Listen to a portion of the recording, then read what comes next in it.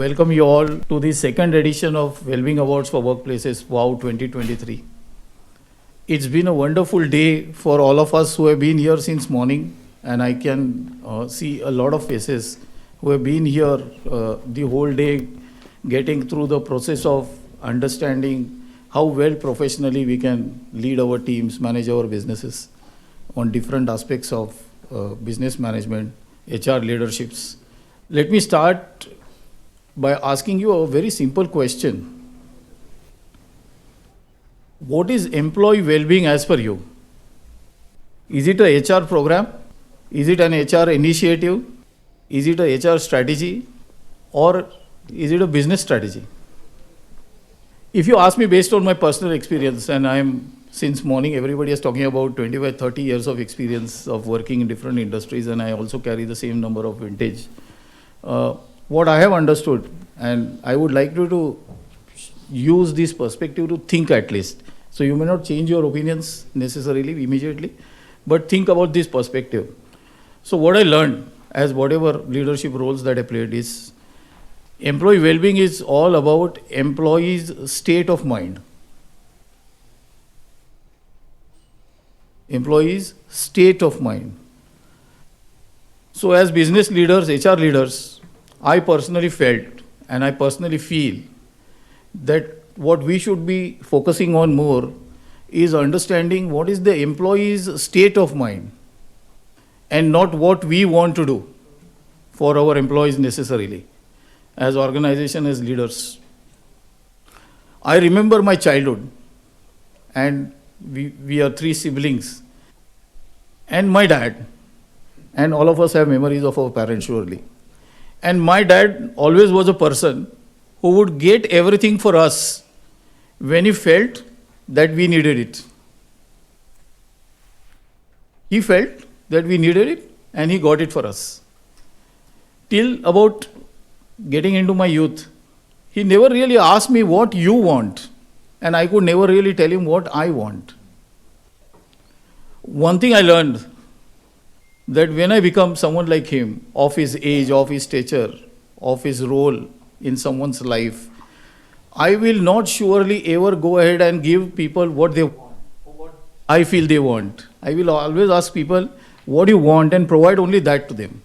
Because what could not happen to me, I ensure that it should not happen to others. What kind of a leader, what kind of a business owner we want to be? Giving things to people because we feel they are the right things to be done for them, or taking a pause, understanding what our people really need and provide that to them. And the most surprising part about doing this is that the state of mind of your employees keeps shifting. So their expectations today may not be their expectations of yesterday, their expectations of tomorrow. They will keep changing.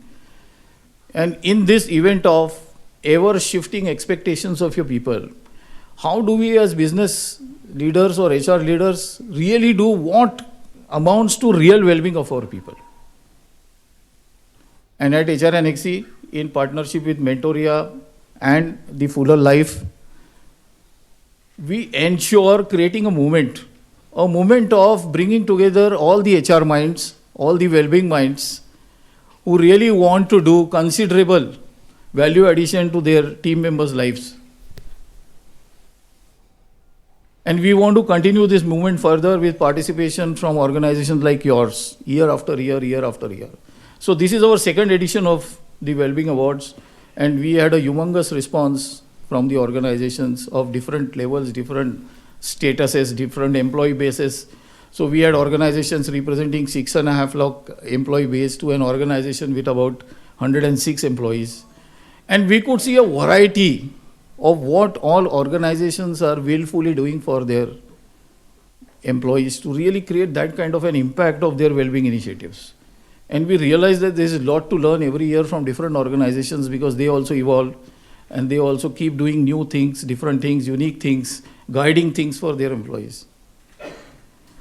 So this is one opportunity for us to bring about all of us together to understand what more can be done in a more meaningful way for our people. And that is why we have created this movement, and we look forward to your participation, your support, your guidance year after year, where we get into really making an impact in our people's lives, and not just as HR strategies or HR programs or HR initiatives, get into doing things because others are doing it. But what really matters for our people, we are in a position to provide that to our people. And as the generations are changing, surely the expectations of people keep changing. So once again, I welcome all of you here. And as part of our movement that we are creating for well-being, and why we have chosen this arena, purely because for last 16 years, we are successfully consulting organizations for business on HR consulting. And we saw this area where the organization at times, few years back, were struggling really to understand what should we be doing for our people. And now they are coming up the curve, learning from each other. Last year, we had a wonderful response to Wellbeing Awards. This year also, we had a wonderful response to Wellbeing Awards, which is a learning for all of us as to what really we can do for our employees. So we look forward to your participation in this movement going forward. And to strengthen this movement, we thought for sure we need to understand what people need. So we conducted a survey of open nature, where people could answer freely without giving us their names or the organization's name even, but to tell us exactly what are their expectations of well-being, what more they would need from their organizations. And at this moment, I'm very happy to introduce my colleague Yogesh Arora, because Yogesh had front-ended this survey as part of our overall Future Scope Summit, and he would like to share a few instances and some learnings that we had from this survey. Thank you, Sid. So as we were, actually when we launched this survey, as we were discussing about, the whole perspective of well-being and what it means. So we actually interviewed people across different ages. So people who are 80 plus, which means who worked in the 60s, 70s, etc., to maybe people who are in typically the baby boomers or the Gen X types, and then the Gen Ys and the millennials, etc. And as we were talking to them, there were some very interesting perspectives that came. And this is since all the people who attended the previous session, which was about AI. So I am doing an ethical disclosure before I show the next slide. So as we were doing, so we said, so let's look at what some of the various elements, and when we look at the different eras, what actually well-being meant for people. I think this is still not working. Yeah, sorry. So when we looked at 1960s, so people were talking about, this was largely in terms of occupational health and safety. That's what a well-being meant. And I did interview somebody who used to work for Pfizer, GM marketing, and today is about 87 years old. And when I spoke to him, I said, what well-being meant to you in those days?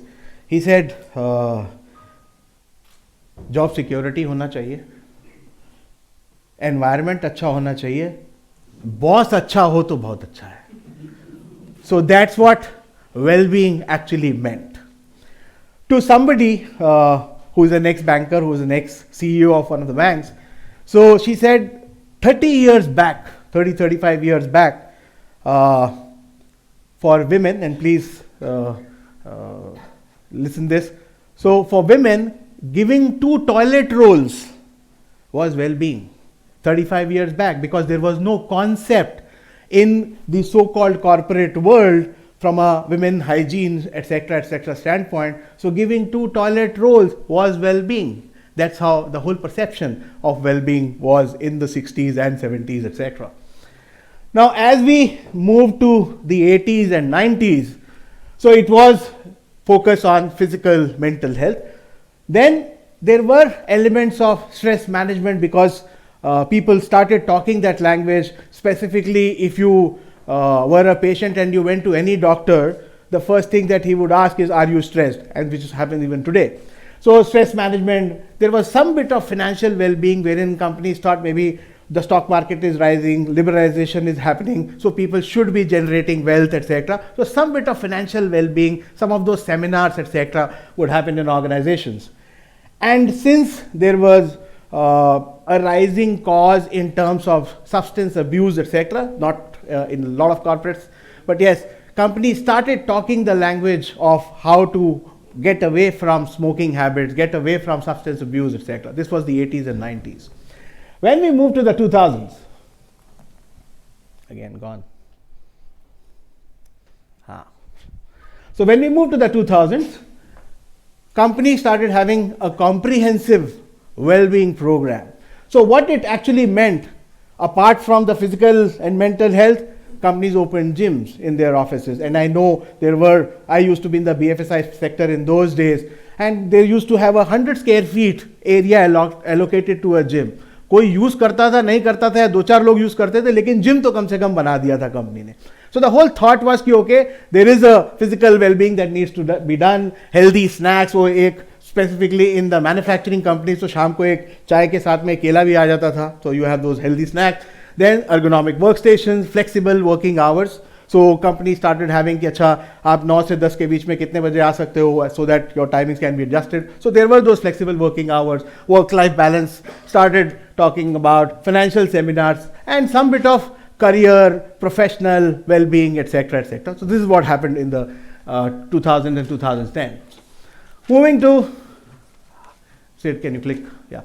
Now, so, and this is more so the COVID era, if I may talk about. So there is a much more education or a conversation on a holistic well-being, which is about physical, mental, emotional, social, blah, blah, blah, putting all of those, and how do you create an interplay between them? How do you interconnect some of these well-being initiatives, etc., across the organization? And there are certain organizations which actually moved on to the technology side using those web apps, technology apps, etc., to look at, okay, how is the fitness level of people and so on. So that's how the movement has been until now. Then when we look at the future, can you just click there? Yeah. So when we look at the future, now this is what we discussed in our second session as well. Okay, how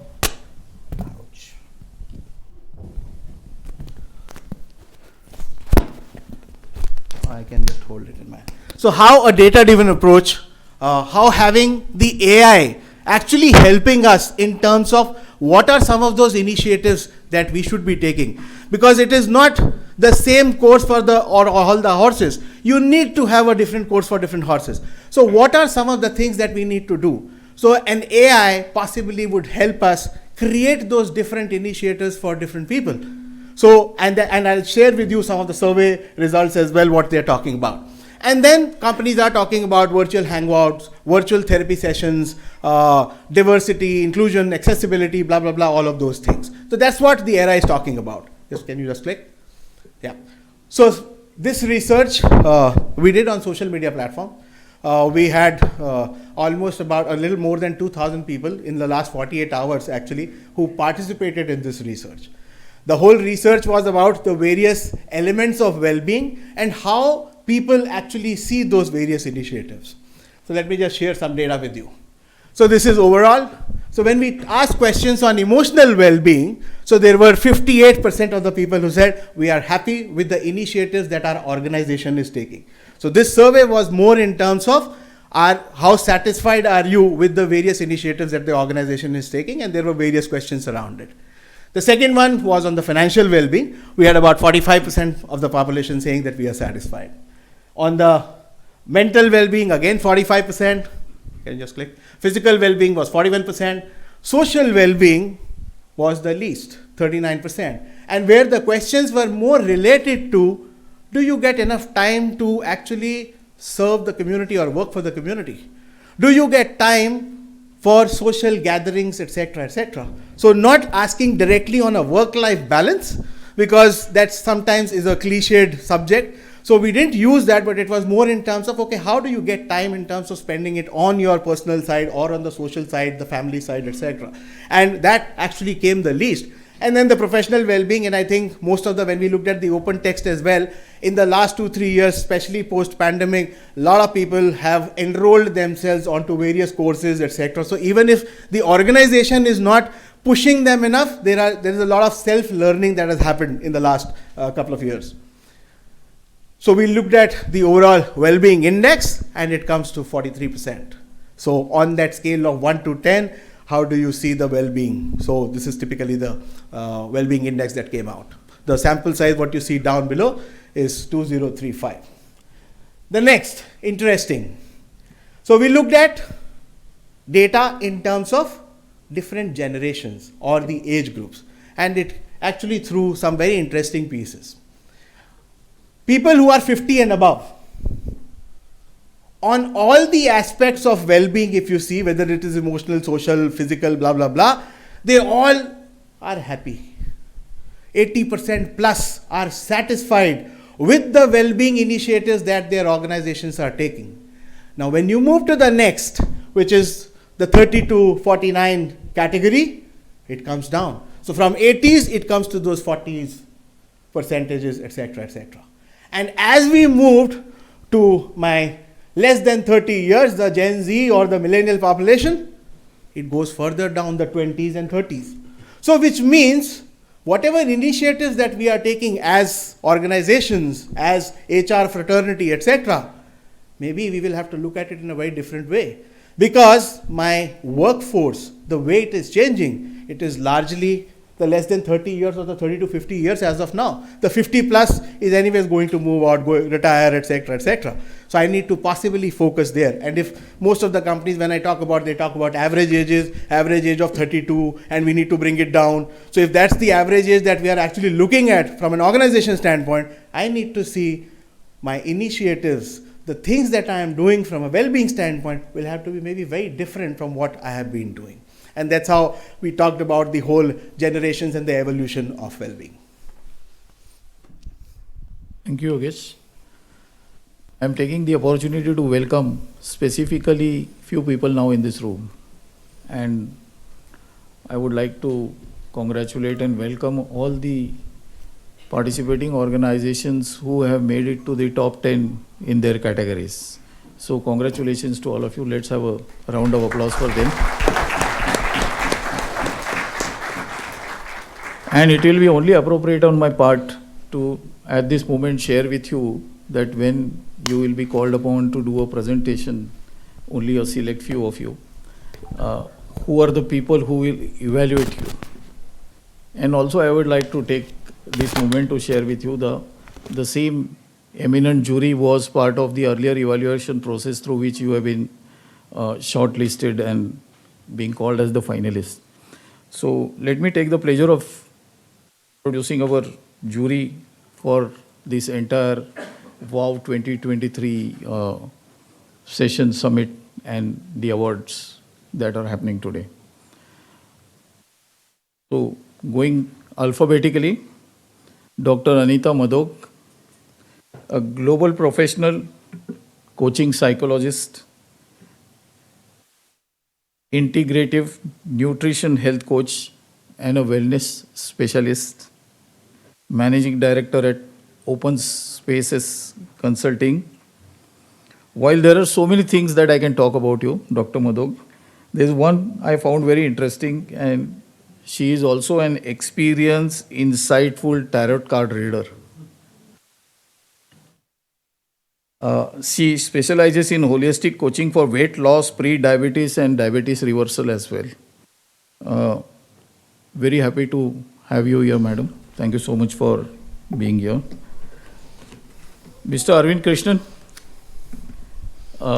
all of those who were part of the WOW Awards last year would have possibly seen him being virtually present in the event because he was our eminent jury last year as well.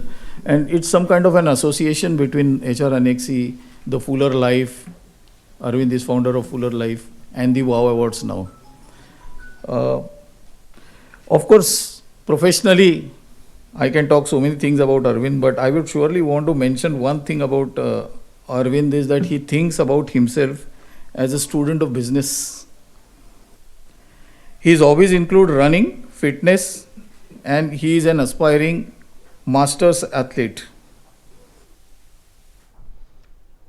When it comes to corporate health, Arvind has been instrumental in this for the last 20 plus years, guiding different organizations of different statures as part of his efforts to create meaningful well-being for these organizations.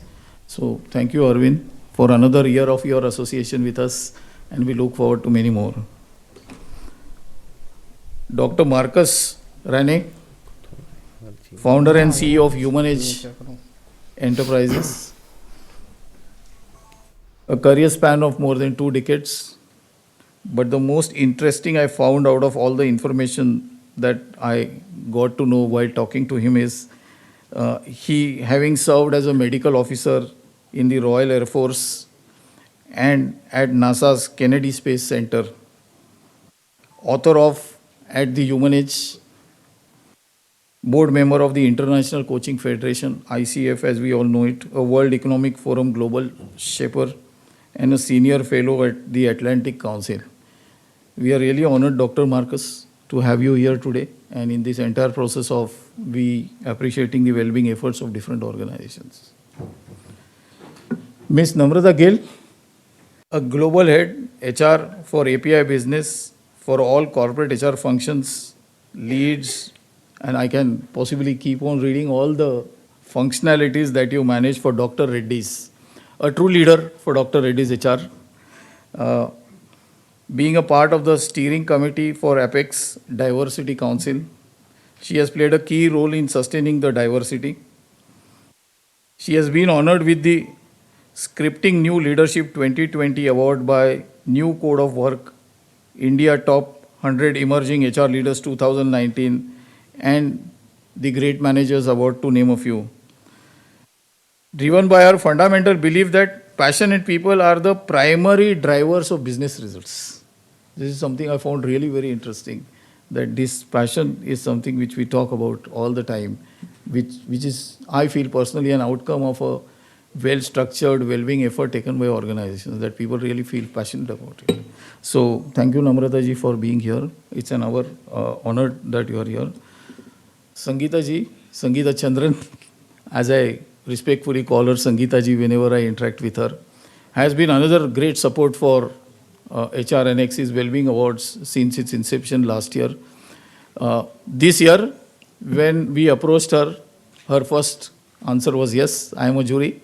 But at the same time, such a challenging situation for her in a personal life when she was traveling and she had to be part of the jury evaluation process also.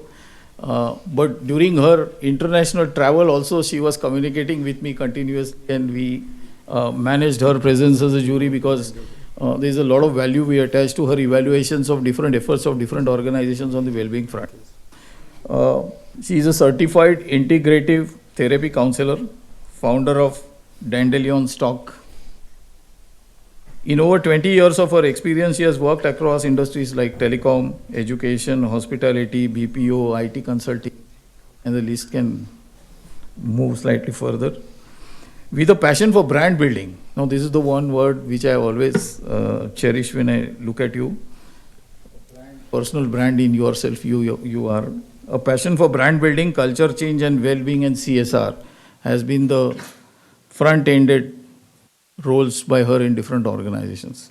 So thank you, Sangeeta ji, for all the support that you always extend to us, and we look forward to many more years association with you. Sangeeta Sinha ji, 22 years of HR exposure in corporates and NGOs, currently leads the union's HR strategy, the Union Southeast Asia, hails from Delhi, holds a postgraduate degree in comparative literature and HR, proven track record in developing and executing HR strategies for different business objectives, a very versatile experience in both established firms and startups when it comes to managing their HRs. Some of her achievements: facilitated growth, collaborated with global leadership, managed complex teams, catalyzed culture transformations for different organizations, advocates value-based culture. teamwork and open door environment wherever she is leading the HR. So thank you, Sangeeta ji, from the bottom of my heart for being here and on one call agreeing to becoming our eminent jury for this event. Thank you so much. I am not sure whether Soumya has joined, Dr. Soumya Goel. She's joined. She's joined? Okay. So Dr. Soumya Goel has joined us virtually because she could not make it personally here to Bombay for all the prior commitments that she had. Soumya Goel, Global Wellbeing Leader for Genpact.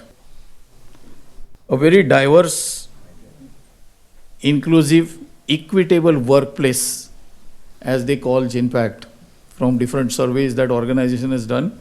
This is the feeling of the people at Genpact, that the workplace wellness is at one of the highest levels in Genpact.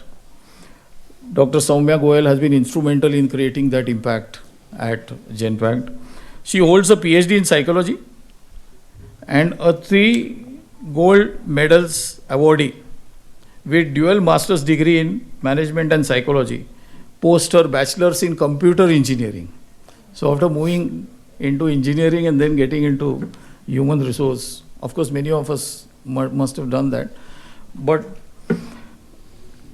she strongly believes in educating youth on the importance of robust mental health. So in addition to her strategic HR roles that she is playing, she strongly believes that the youth should be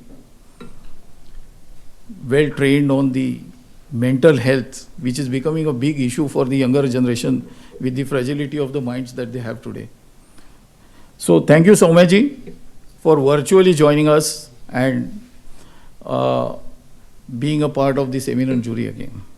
So could we have a huge round of applause for the eminent jury that we have? And maybe all of you can just stand and wave to the people. Yeah. Hey, you are not jury. Okay.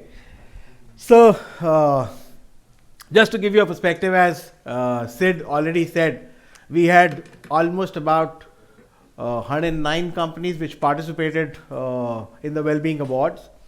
And the way the whole process was, wherein so we categorized them into 2 different parts: companies which were less than 1,000 people and companies which are more than 1,000 people. That was the only criteria that we actually did. Maybe next year when we do, maybe we'll do some more classification, etc.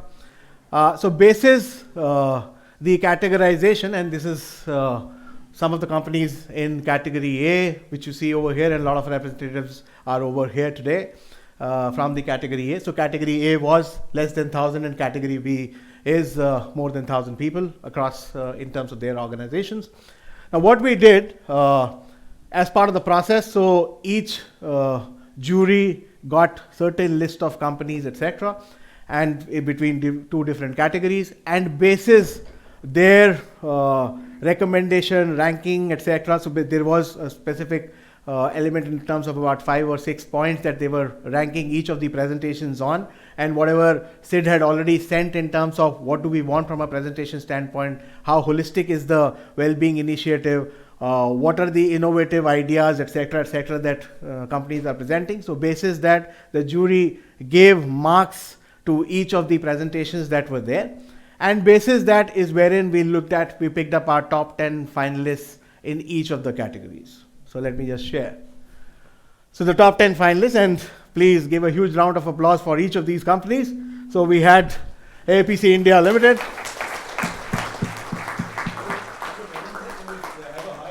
Yep, APC team. Yes. We have Bravura Solutions. So they must have joined online. Virtual. Bravura, okay. So some of them have joined online. I think there are 2 or 3 companies which have joined online, but yes, you can still clap for them. The whole thing about clapping, it says, is maybe I need to clap till the time my name is there. So sorry, the third one is Clever Tap.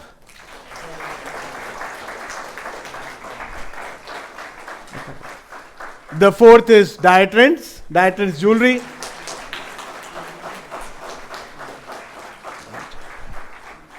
Fifth is Grexit Software. Classic team. MS Agarwal Foundries again, joining us online. The 7th is SBI Cap. Hi SBI team. The next is SRF Limited. Thoda zor se. This is less than 1,000. Then tagged.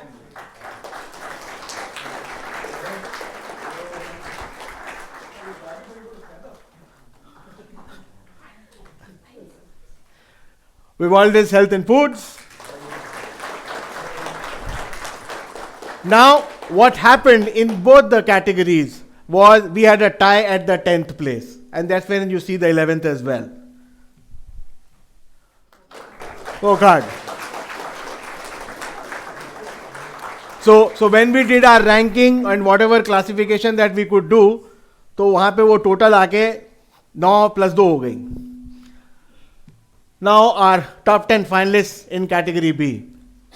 So each of these teams, there is a felicitation that we are doing at the end of the whole piece. So we are just announcing the names right now, and then what's the next process, the next steps.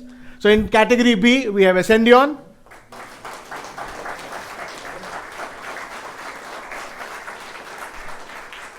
We have Bajaj Alliance. This is the 1,000+ category. Bajaj Alliance team. That's an all-women's team. HK Designs.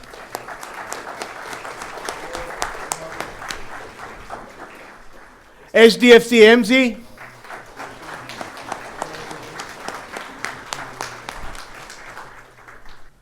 Julex India.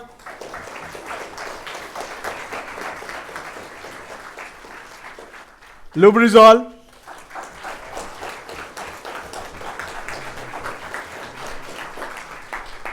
MSD Pharmaceuticals.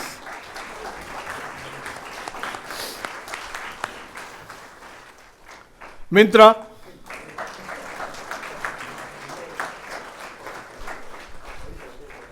Sharper Stop.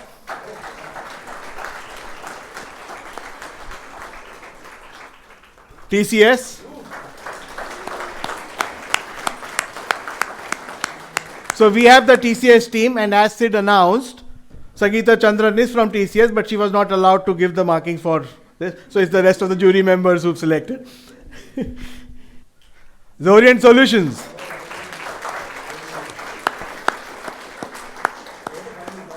Yeah, so they were the finalists last year as well. Yeah. So these are the 11 companies in each of the 2 categories. Now what we are doing is basically the top 5 finalists. So amongst these categories, what we had was, so amongst the jury when they gave us, so we've actually put it into an envelope. So which are the top 5 in the category A and category B? This has been decided by the jury, the rankings that they have given. So I'm just going to open the sealed envelopes, and one by one, we'll call these 5 companies in each of the categories to come and present over here. So our process, can you just click over there? Yeah. So our process, and I'm just sharing with each one of you before you start making your presentations.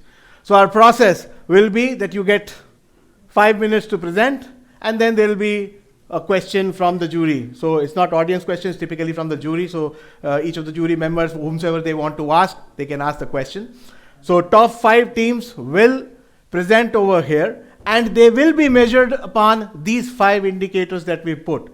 So in terms of extent and the depth of coverage, the organizational commitment, the uniqueness and innovation of the programs, then your presentation over here, the representation side, and then the overall impact. So that's what the jury is going to rate you upon. All right, all set, all ready? And then we choose our final 2. What we also have is our category awards. So category, when I say in each of these category A and B, there are 4 more awards which are specifically wherein companies show a very different kind of an approach towards a physical well-being, a social well-being, a psychological well-being, and a financial well-being. So we have 4 different awards as well. in terms of these categories as well. So in each of the categories. So that's the overall awards that we have. But right now, what we are doing is we are removing one by one each chit, and we'll ask the organization representative to come over here and present. All right, all set? So maybe they want to ask a question, Yogesh. How much time do you give us for presentation? 5 minutes. 5 minutes. 5 minutes, 5 plus 1. That's what it is. All right, let me just open. The first one, Grexit software.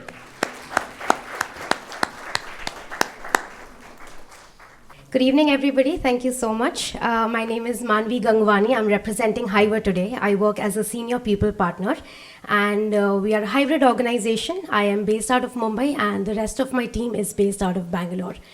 So, a quick introduction about Hiver. We are a new age SaaS product company, which not only values innovation and craftsmanship, but also talks a lot about placing strong emphasis on employee wellness and mindfulness. The initiative that we've launched is Hive Bloom, which is cultivating collective well-being. It is a combination of all that was offered by HR Anixai: physical well-being, financial well-being, social well-being, and psychological well-being. I'll talk about each one of them in depth. When we talk about physical well-being, the initiative aims to enhance Hiver's physical health and vitality, promoting a higher quality of life.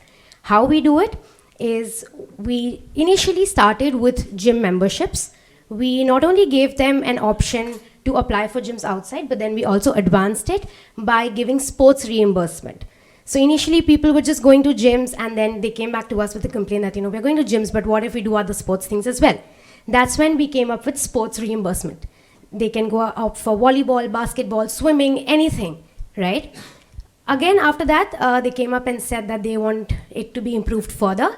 And that's when we came up with sports equipments reimbursements as well. People who would want to work out at home or would want to purchase equipments. So we came up with that.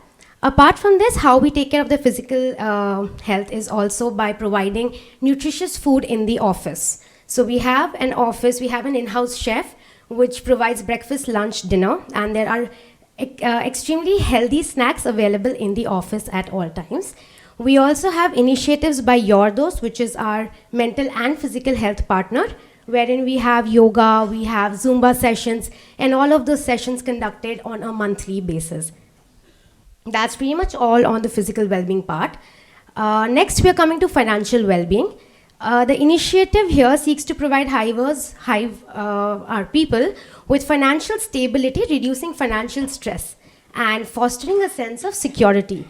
So something which we've recently come up with is an interest-free soft loan, wherein people, if they have any unforeseen medical emergencies, they can write to the HR and avail an interest-free soft loan with EMI starting from 2 months to 24 months. They can pay it in installments, and that's again interest-free. Moving forward, coming to social well-being. While we're all working remotely, a lot of our folks are working from different parts of the world. We try to bring them in virtually. We have a lot of virtual parties conducted every month. And then apart from that, we also have vibrant Hiver parties that take place in the office in Bangalore. We have quarterly company-wide parties which help in knowing people beyond your team and enhance culture diversity. Apart from this, once in a year, we also have a Founders Week, in which we call all the folks wherever they are situated. They come in, and there's a cross-team collaboration session that takes place. It's a week full of events, and teams basically connect and talk about. We also have a hackathon, which we do every year, which is not just restricted to technical teams, but all teams come in place over here: marketing, sales, customer success, all of those. They all bring their expertise and make the event a success. Lastly, coming to psychological well-being, the initiative aimed to enhance Hiver's mental health and emotional resilience. So here, not only have we partnered with Your Dost, giving one-on-one therapy sessions to people, but also +1 in their family or friend groups. And we also conduct one-on-ones once in every 45 days with each and every individual of the organization to understand the pulse of the people. That's pretty much all. I had to sum it up really quickly. These are the impact and evaluation that we've done. We have Amber, which is an AI tool which we use to conduct surveys. and we've received such feedbacks. Our pulse score is 84 on 100, and our mood score is at a 4.3. These are the number of participants and the number of signups on Your Dost and Round Glass. How our leadership is committed? Our leadership has always been there right from the strategizing stage. So not just they are there in the implementation, but strategizing, planning, and execution stage as well. And the employee awareness is done by channels like Slacks and emails. There are in-person sessions that are the HR Connect sessions that we do once in every 45 days. The visuals are posters, banners, which are circulated on Slack. Feedback, as I said, on Amber. We keep running monthly and quarterly surveys on different topics. And while we are doing the onboarding, in our onboarding introduction session is when we introduce all of these things to them. Awesome. I think my time is over. Thank you so much, everyone. Hi, just a quick question before I start. How many people are you in total? What's your population size? 180. 180. Yes. Okay, wonderful. No, my question is very specific. Since we're all practitioners of this in that sense, how do you prevent people gaming your claims for things like sports equipment or any of that? Because from an operational perspective, and I understand, I'm starting question one straight away, diving into details, my apologies, but I think we should be serious in this. How do you prevent people gaming it? Because I will bill you for, my neighbor's 10,000 rupee equipment and I'll make cash on the side. How do you prevent that at an org level? We take the receipts, and the finance team makes sure to check each and every receipt with the vendor that is involved. So we have specific vendors also assigned for these. No, fair enough. I think that's a good question and a good thought process. And don't get me wrong, I appreciate the principle. I'm just worried about how it is executed, because a lot of this challenge. Second, for a population like this, the chef that you have in-house, right? I'm asking from a point of view of, I think it's overkill, but it might be because I'm more commie than I'm capitalist. But I'm just thinking that, does that really work? Do you have anecdotal feedback of people coming back and saying, lovely, this works wonderfully for us? Yes, we do. So, since I mean, as I told you already, we are all working hybridly. Like, I'm based out That's of why I was asking, because the chef will be at your office. So when the chef is at the office, we also have larger healthy attendance. snacking. Yeah, it does. Even when I go to Bangalore, I majorly go for the food, because the food is amazing and healthy. But we also offer healthy snacks. Every month we send out goodies to our people, which... Ship it to their houses? Yes, we ship it to their houses with healthy snacks. Okay, cool. Thank you. Welcome. The third team is MS Foundries Private Limited. Okay, so very early good evening to the members of the jury and all fellow professionals. My name is Sridhar Upadhyaya. So I'll quickly start by sharing what would a professional HR who spent a lot of time in large organizations when they join mid-sized organization with a large size vision. So how does one really look at doing multiple initiatives with on a shoestring budget and then really be part of a transformational journey? So I think that's how I would normally look at my journey last 1.5 years at MS Agarwal Foundries. We are India's top 10 steelmaker and top 5 steel producer. Not very well known, but very well known with our customers. So with that background, I want to focus on one area here, which is the purpose. So what excited several of professionals here, I have a good professional HR team who joined and we built over the 18-month journey, is to really deliver value to stakeholders. So one of the most important stakeholders we early identified as part of our vision was to really are the employees. So that's where I am here, and that's what I have to present. So what is it that, how do we really look at when we started this journey? So we really don't start with a very high-flying framework. Then we really looked at what could one do to really integrate the essential elements of an HR function, and how we can really build. Can I just stop you for a moment, because you have shared the PPT but we are not able to see it here this side. So can you reshare it again in case you are using it as a background? Sure. Sorry for understanding. So I would want to get the attention on the purpose. So this is only one part of this presentation I would just want to touch upon. So to value to the stakeholders. So how does the challenge for HR, professional HR is how does one really deliver that value when I talked about those constraints and at the start of a journey. So what I have to present today is what we have really done innovatively and building on the elements that already exist as part of the HR professionals toolkit. So next. So this is how we really started by looking at how do we really build further entire organization. So we're a pan-India organization, we have become in the last 18 months. So how do we, and in a manufacturing sector, where I guess a lot of skilling has to happen, and I'm referring to a different kind of workforce from a factory perspective to a central office and branches across the country. So we really looked at to start the journey with giving an industry standard experience. I'll not touch upon that. This is fairly well known to our community there. So how to really do so best benchmark and really get to those things institutionalized, put in is a journey that we have already done. Opportunities, learn and growth. Again, we know this, but all this have been really put in place. And then the next two items are very, very important. So if I really look at what we have done differently, or where we have put our disproportionate amount of attention from the perspective of well-being, not from HR, well-being of employees, to really look at things differently. How do we build the value-driven employee so that they will be fulfilled, and how can we give a purpose so that they get a meaning in what they are doing, not only at workplace but also in their life. So with that perspective is how we really started that journey, and some of the areas that we really built over a period of time with a different focus is to really build a collaborative work. This is still work in progress, but good progress that I am very happy to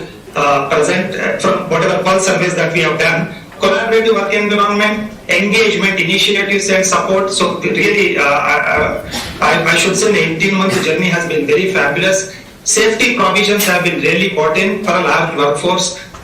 Best benchmark compensation, benefits given. So in all this, overall, when I really look at the 4 pillars and quadrants of well-being, lot of assurance, reassurance and comfort has been given. So that's one point I would really want to present to members of the professional team out there. Learning and growth of opportunities, job security. So we started looking from a different perspective, because this is a manufacturing setup. Performance management, rewards, best employee experience possible. So the focus is more on the last point, to say the experience is very important, so that overall we can build a different work environment where all quadrants are met in one day. So we started with this framework and we really put our commitment behind it, so that the results would come in to all the employees. So this is one aspect in which I wanted to share. Second, in what I really found very different, in terms of impact that I have seen, especially we started with leadership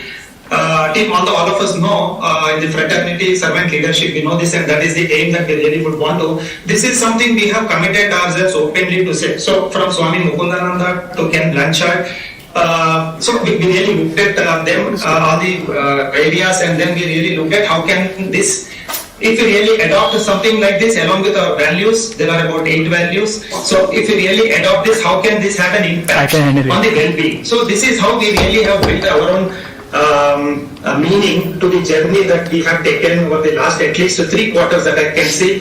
Focus on servant leadership, everybody really commits to it, and this results in psychological safety. This is something that we have at our own intuitive level that we really have seen, and several of the employees have really scored very high on this when we did our surveys, resulting in employee well-being, and then of course results in creativity and productivity. So you have one last minute to continue. Sure. I have just one more slide and I would be good, yes. So this is the actual elements of what we have done. I think I would not touch much more there, because most of this are something that we would expect from a HR team to really look at. Next slide. And this is where I think this is what we want to really grow employees overall. So therefore, this is the model that we have really adopted and have been consistently been working on. Last is commitment. So this is what we are committed. Young entrepreneur Anurag Agarwal ji, very, very committed to the journey, and Ms. Reza Upadhyay and the team and all the leadership team, I think are really committed to take this journey to really ensure the well-being of the employees actually happens and gets converted. So I'll stop there. Thank you so much. Thank you so much. Thank you so much. Hi Anukarti, it's Marcus here. I have a question to you about impact. We're not able to get a sense in terms of the positive change you've made within the organization for these investments. I'm aware that slide, which is a pulse survey we have done last December. That slide is not included in this, and there is an impact that had come from the employee engagement survey. So, on a scale of 10, we have a pulse engagement survey of 8 and rating of 8 and all that. So on a scale of 10, yeah, the rating is an 8. Sure. So you're measuring impact by a pulse assessment across the organization for these various initiatives. How old, how many months have you been running these initiatives for? We started 18 months ago, we started. And then we have to really build the team, the HR team. We really have to really professionalize the team wherever we have the manufacturing plant. Then we have to really roll out the processes and all the products. So initial, I think about 6 months is really good to really get those pillars and elements in place to really keep driving them, and then acceleration phase. So we are good today. So about 98% belongingness, I can share those data. Unfortunately, not on this presentation now. 98% belongingness is what the Pulse survey has indicated. 8 on 10 is what is the figure. Thanks a lot, Anukrati. Let me move to the next one. We have Dietins Jewelry.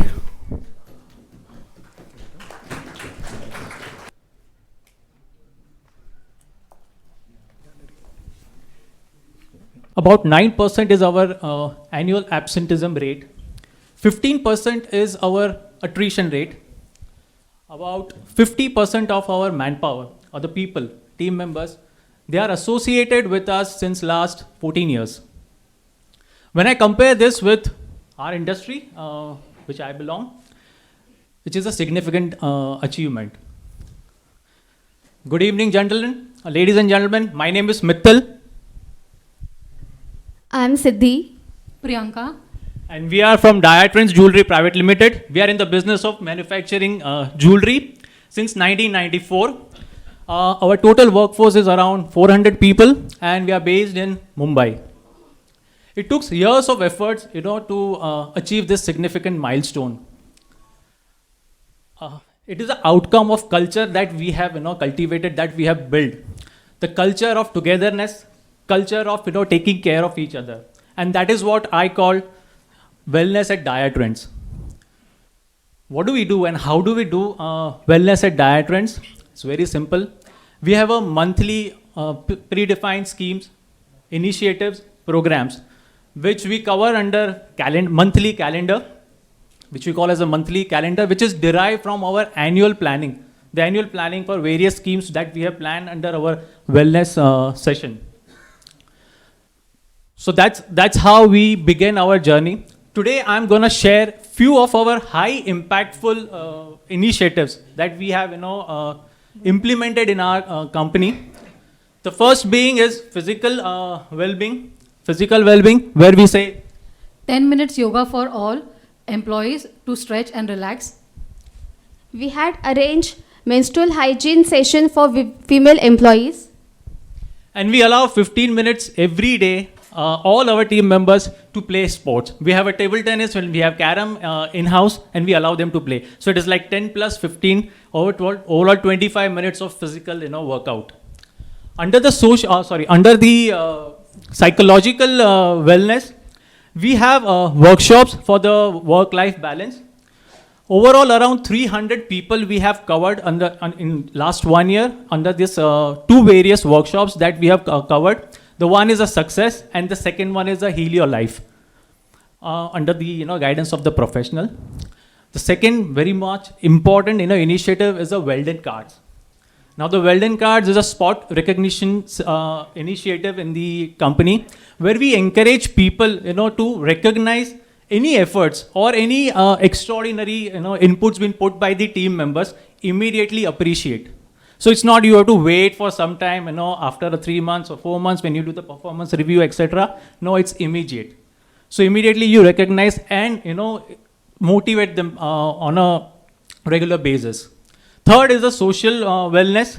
Under the social wellness, we wanted to keep the sense of, gratefulness, a gratitude kind of thing. And for that, we have a annual scheme, there are two things that we are doing. One is a annual blood donation. On an average, 115 people, they always participate in blood donation drive. And we have an annual cloth donation. So in that, almost all of us, we contribute clothes, and it is not the worn-out clothes. It's a very, in a good condition clothes. We donate to the right source. Now the fourth is the intellectual well-being. Now the intellectual well-being, I am from the manufacturing industry, this is very important. We have a well-received initiative, which I call Idea Ka Kamal. Now this is something where, we encourage people to come forward and share their ideas, their, techniques, anything, they feel if they implement this, that will be help organization to improve work or processes.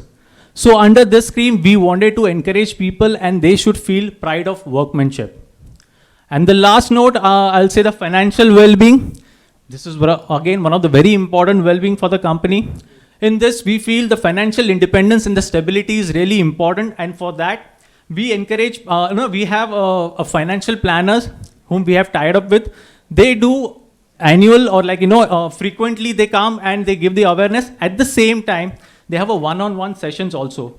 Just last week, we have covered 30 people. They had a one-on-one session with them. Then we have the education assistance.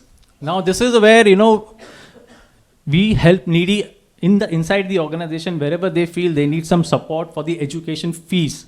So we pay fees for them. That is from the company. Third thing is career guidance for the kids. So this is really again one of the important where we felt, people have this kind of, lot of question, and we have 80 to 90% people from the, 2 minutes.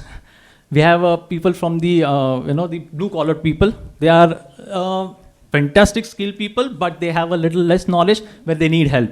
So we help them in their career guidance. We have a tie with the professional agency. Almost 70 kids are enrolled.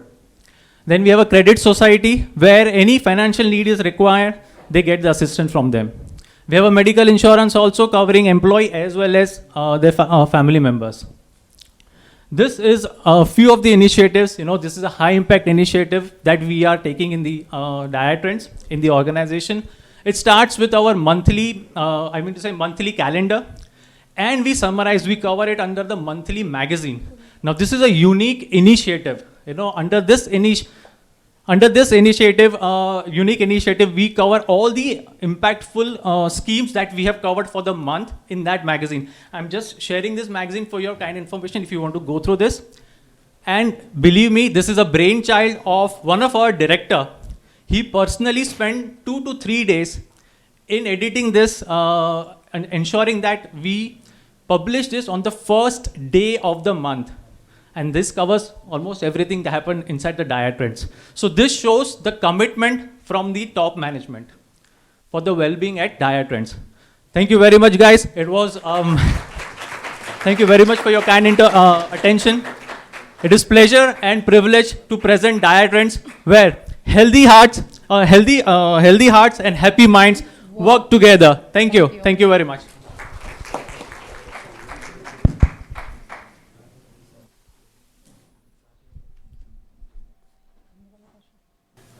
So, how do you see all this coming together in the future? There is lots of nice initiatives you have, but what's the common thread? What's the future strategy? How would you align it to something that the business really needs and business goals as well? Sorry, can I answer? So first of all, business need people. And for us, people's engagement and involvement is really very important. So they don't only come for just the work, okay, subah aaye and you punch your card and then in the evening you go and you get your salary. We don't want that. At the same time, we wanted to give them the experience of being associated with us. That is our vision. This is what we feel. People should stay, people should work and enjoy their association with us. That's our strategy, that's our vision. And that's what we wanted to share with them. So this is I do not have one umbrella under which we have these schemes. No, we design based on the requirement. So whenever we do annual survey, satisfaction survey, we come to know that where the people need help, where the people need some kind of support or some new initiatives required, we do that. Okay. There's no strategic goal for the future or no? No, I bigger need to plan? say, yes, there is a plan, but I do not have a statement for that.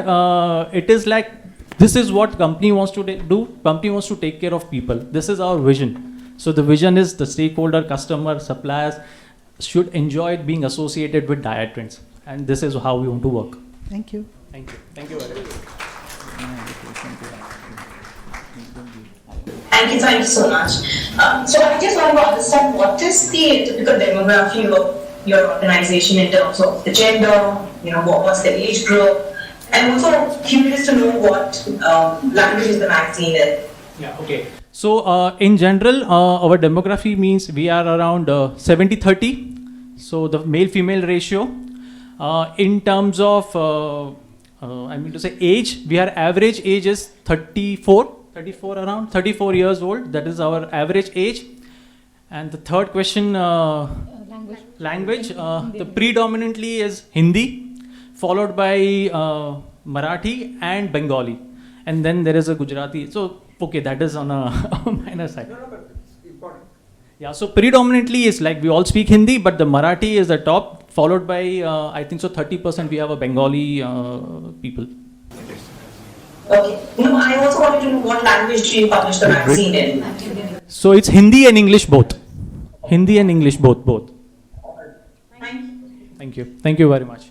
Thank you very much, everyone. Thank you, Dr. T. And the fifth one, tagged.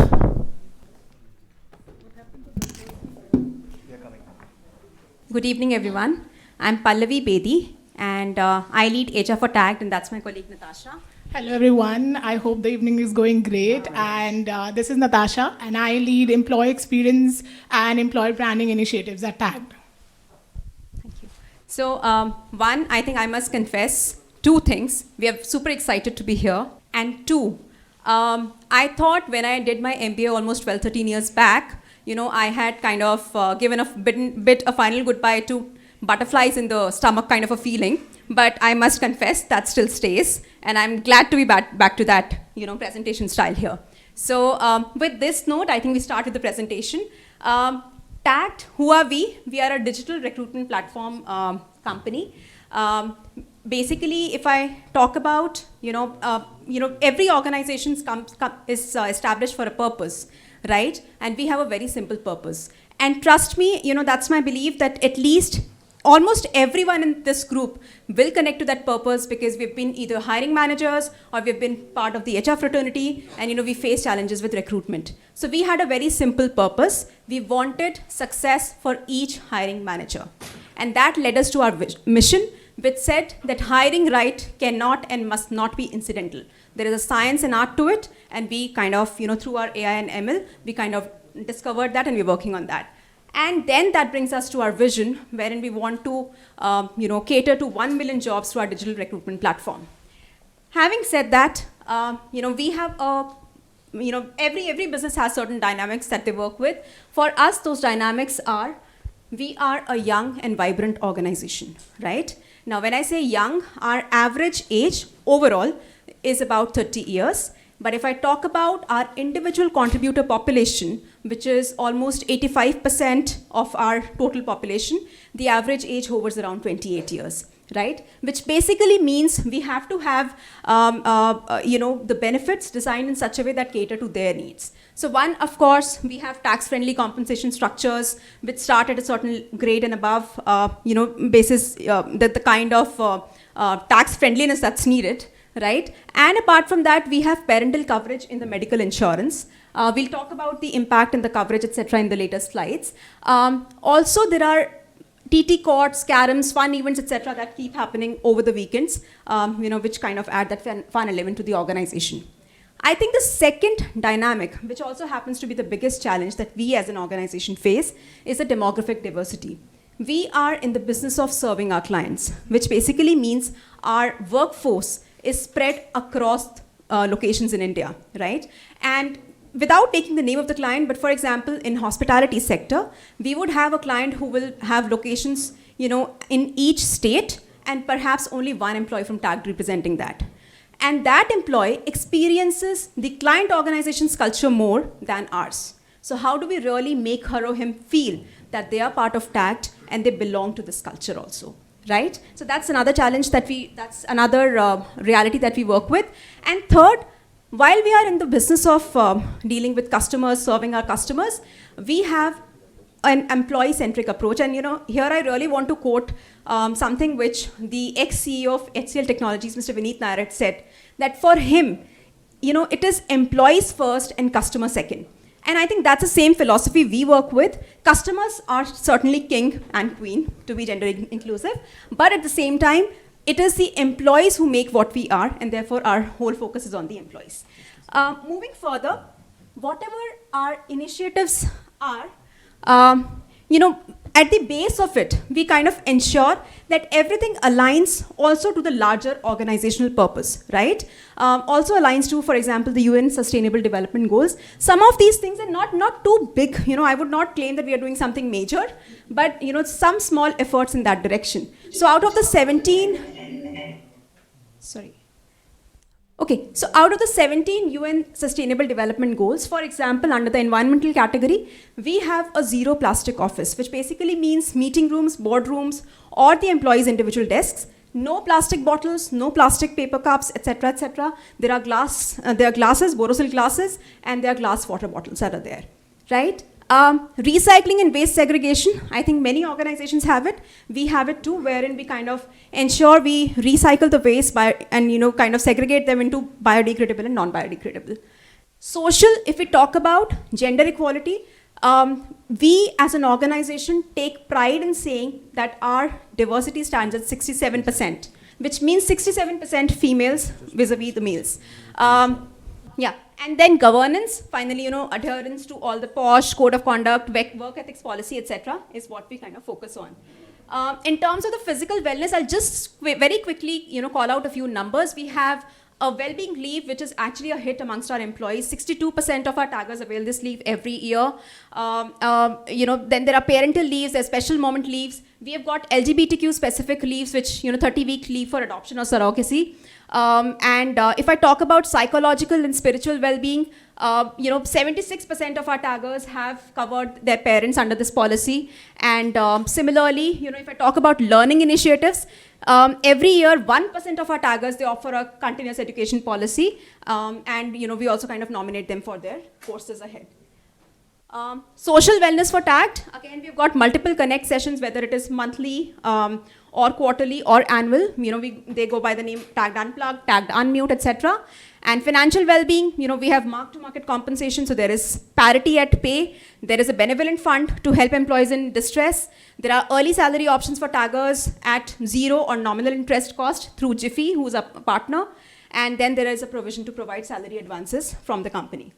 Last but not the least, for obvious reasons, it was just two of us representing, but whatever you see here and whatever makes us confident to be making a presentation here is actually a combined effort, collective effort of this team that works in the behind the scenes. So yeah, that's all from our side. Thank you. Thank you so much, and clear that TAGT is a very young and vibrant organization. I can see that from everything that you've presented here. So question to you, so clearly, most of your team, as you said, are either millennials or probably Gen Z. And can you tell us something which you think is an advantage from having this young workforce, and one thing that you see as a challenge, especially from a psychological perspective?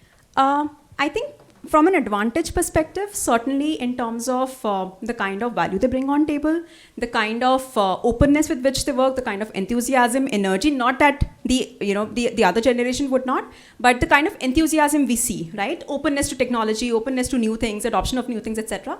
From a psychological perspective and other things, I think as a younger generation, Gen Zs and including the generation that I belong to, I think we are more demanding. Right? So probably what worked for many other employees doesn't work for them. So for example, they certainly want, those employee engagement activities to be there. They want their share of leaves. So which is why we have a very, very generous leave policy. 18 days of privileged leave. Then there is 12 days of casual leave. Plus there is a monthly well-being leave just to get back to your, mental composure, regain your calm, etc., etc. So I think those are some of the challenges, but at the same time, I think that's the reality of the workforce we work with, and we enjoy working on that. How many people are you? We are 700 plus. Yeah. Virtually presenting. So Apurva, we are starting your presentation as we discussed. I would like to say good evening to all the jury members and everyone present there. So I'll just give a little brief about the organization that I work for, that's SRF, and we belong to packaging film business. We are a manufacturing unit where we make the packaging films that you all have for food packaging. So the presentation that I'll be presenting is on to design and implement a system for managing occupational stress at workplace that is also for a manufacturing setup. Once we decided that we wanted to go for the mental or the stress that is worked upon, we decided that there are a number of things that people talk about, and Narendra Modi ji was also talking about depression and the stigma around it. So if you see that there was no benchmark in the industry that is there for the specifically for the manufacturing side of the business, that no benchmark is there. What is the stress level of an employee should be? So once we started, it was a very new project for everyone around us. We did benchmarking. We asked other industries as well that what is it that they are doing for managing the mental health of the employees, specifically after the pandemic, and for the industries which were essential, for which there was no work from home, the employees were coming to the plants, they were working, they were producing materials. How did they follow and what was going on? So we didn't have any answers for that. So we went and we thought that what we will do. How we will go ahead about it, why this is so necessary for us to measure the mental health of the employees, because where we want to intervene and where we would like to intervene was a question that where we start from. So we have 5 values that are respect, integrity, non-discrimination, excellence and well-being. Well-being being most important value of ours. We also have a motto that we say nobody should be made ill at work. Ill at work means that not only physical health but also mental health. That's your occupational stress.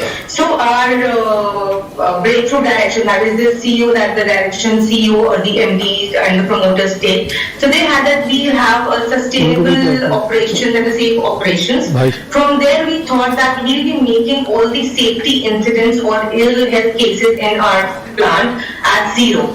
So we decided that not only the physical health incidents should be considered as occupational hazards, but also mental health. And we did not got any information that how it is measured from across the industries.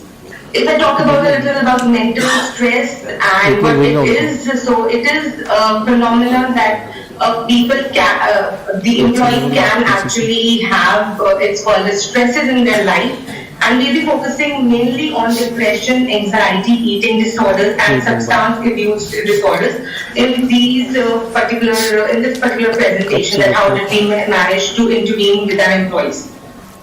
This is the objective that we defined while we were going through, and it is followed by the team approach of execution teams, which we follow 7 steps methodology. So the very first step is defining objective. So the objective was to measure and control responsible occupational stresses. That what is responsible for occupational stress. Then how can we define interventions and how can we take our employees' health so seriously that what can be done to identify those gaps and how we will move forward. Then we decided that we will be having high-risk employees and we would be having certain employees who would be in burnout stage. Then how do we avoid the stigma around them and how we tell them that counseling and mental health is not about only stigmatizing, but it is also about taking care of yourself and your family members. There's a very thin line between occupational stress and the stress that occurs in the personal life. But yes, we just wanted to focus on the occupational stress if we are responsible for any. So Apurva, Siddheshwar, this side, you have about 1 more minute to sum up your presentation. Sure. So if you see the performance curve, this is the performance curve of the disengaged and the burnout employee, that certain level of stress is required. So I'll just move a little fast forward. This is the whole idea, and this was the whole idea that assessment would be done, then we'll be designing a plan, implementation will be done, evaluation will be done, and then we'll be learning further what we'll do. This is the evaluation alternative, because we had our EAP programs earlier also and people used to log into them, but we wanted to measure and have a scientific tool that how we would like to move ahead with this. So we opted for occupational stress index. That's the question that's available in the market, and we wanted an analysis to be done. We use triangulation technology, that's tertiary, secondary and primary data collection, and we did that. Then this is the framework that we followed, that we'll be also going through JDs and work descriptions and all. We did the sampling because we have 1,000 employees that are working at a plant, so we had to do sampling. So we did it through department, age, gender, work experience, occupational levels. This is the OSI, which not only has, which has 14 occupational stressors that are known in the market. It has 46 questionnaire, in which 22 is known as true and 18 are known as false statements, and its conduct score is 93%. So it is the very well known OSI which we get in the market, and we also collaborated with Indian Psychoanalytical Society for this. Thank you. So these are certain, this is the ranges that the OSI measures for the mental health stress and occupational stress. These are the stresses that comes out and mental health issues that come out from this particular OSI.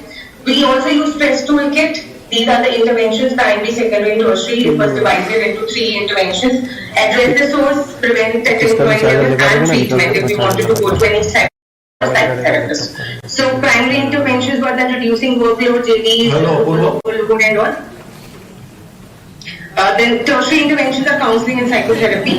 Should I stop these are the numbers of the, if you see the results, that how many people were there at the high stress level. This is the organizational map that was made because we got under participation, role overload and role conflict as the... Apurva, this is Siddheshwar. Juries are very keen to ask you a couple of questions that they have. So would you like to take them now? Yeah, sure. Yeah. So my question to you is that this is a very in-depth analysis of stress, or let's say mental well-being at your workplace. Can you give us a sense in terms of any of the other types of programmings that are included as part of your well-being initiatives at the organization? Yes, so we work on 5 areas for well-being at our organization, that are financial, psychological, social, and also we work on different areas of psychological orders. And was there a reason why you decided to just highlight this one initiative over the others? So this is a very deep study that we did, and we collaborated, and we also got certified as an HR as mental health first aiders. And this is a topic that people need to understand, that not only giving leaves but also doing analytics and where we lag as an organization, because we have all the systems available, JDs. The roles are defined, we have the control points, but still people going under occupational stress, and what is the reason, what is the analytics behind it, and how can we prevent that. That's why we just wanted to highlight this particular topic of well-being initiatives. Thank you very much, Apurva, for your detailed presentation and giving the information to the jury based on their questions. Thank you so much. All right, so this is all of category A. Now we move to our category B. So we have Ascendion, we have TCS, we have Julex, we have Bajaj Allianz, and we have Myntra. So these 5 are our top 5 finalists. So we'll request Ascendion team to come over here and present. So very good evening to all the jury and the lovely audience that's here. My name is Shruti Tamhane and I am going to be representing SNDON today. I have my team members with me, Rashmi and Sangeeta, on the screen. So we are a hybrid model. So I am based out of Mumbai and our office is based out of Bangalore. Little about SNDON. So we are a digital engineering company. And before we start, so I would like to give some insights on SNDON. So SNDON is where career meets passion. It's a place where every ascender can have a space to express their thoughts irrespective of their background or their roles. And before we jump into the facets of health and well-being at SNDON, I would just like to add, in this crucial and unpredictable world that we are living in, what we have learned from the pandemic is that no matter how big your organization is or how you are working, in this critical situation or when the pandemic strikes or when adversity strikes, it's important that only the fittest will survive. So I would like to go through some of the... Okay. Thank you.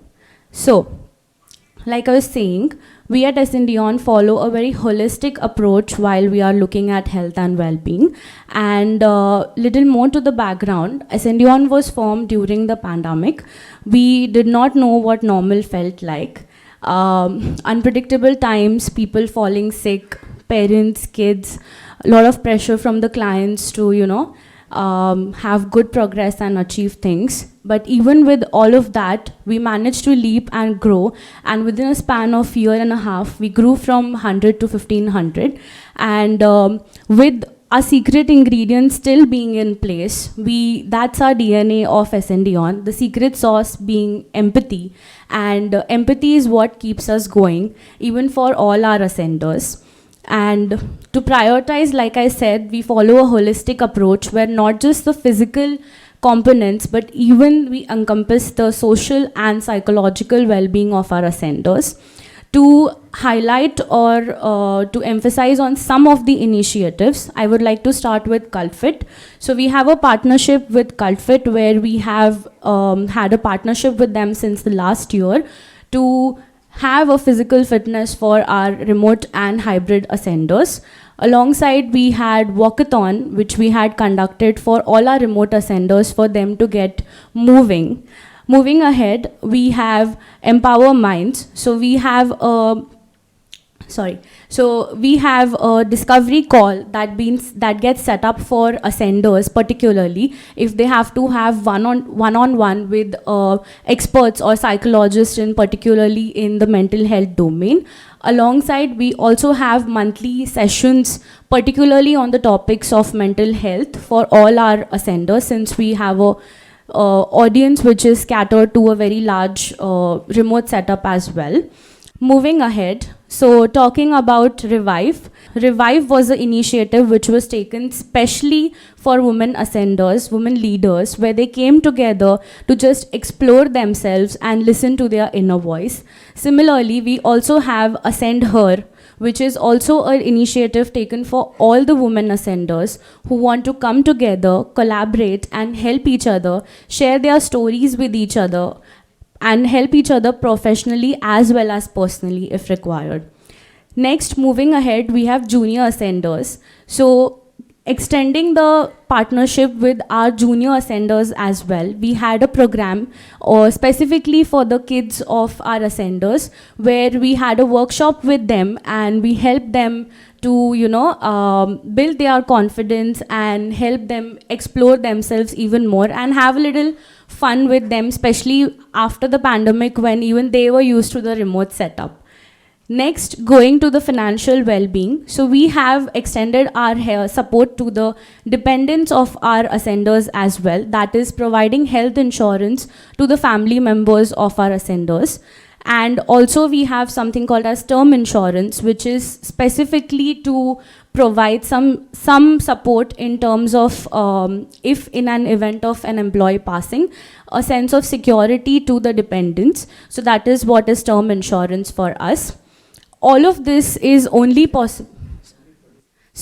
All of this is only possible through a communication, transparency, and a pillar of trust that we are able to do this. And these are some of the engagement connects that we try and do to keep our remote and hybrid ascenders well connected with each other. And these are some of the testimonials, as you can see, from Ascend Her and Empower Minds.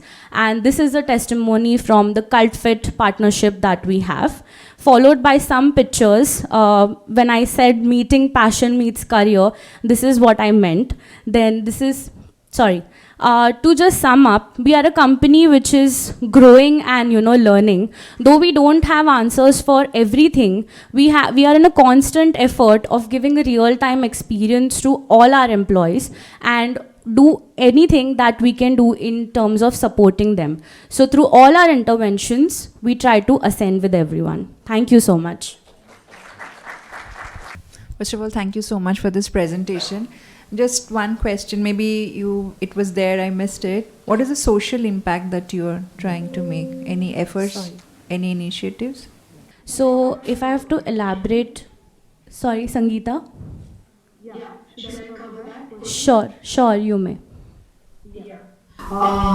First of all, thanks to the jury and HR and XI for giving us this opportunity to present here. With all that Shruti mentioned about, we at Ascendion are not only limiting it to the ascenders who work with Ascendion, but to the extended family. Because given the state that we are into hybrid model, we believe that there is a partnership beyond an individual who works with us.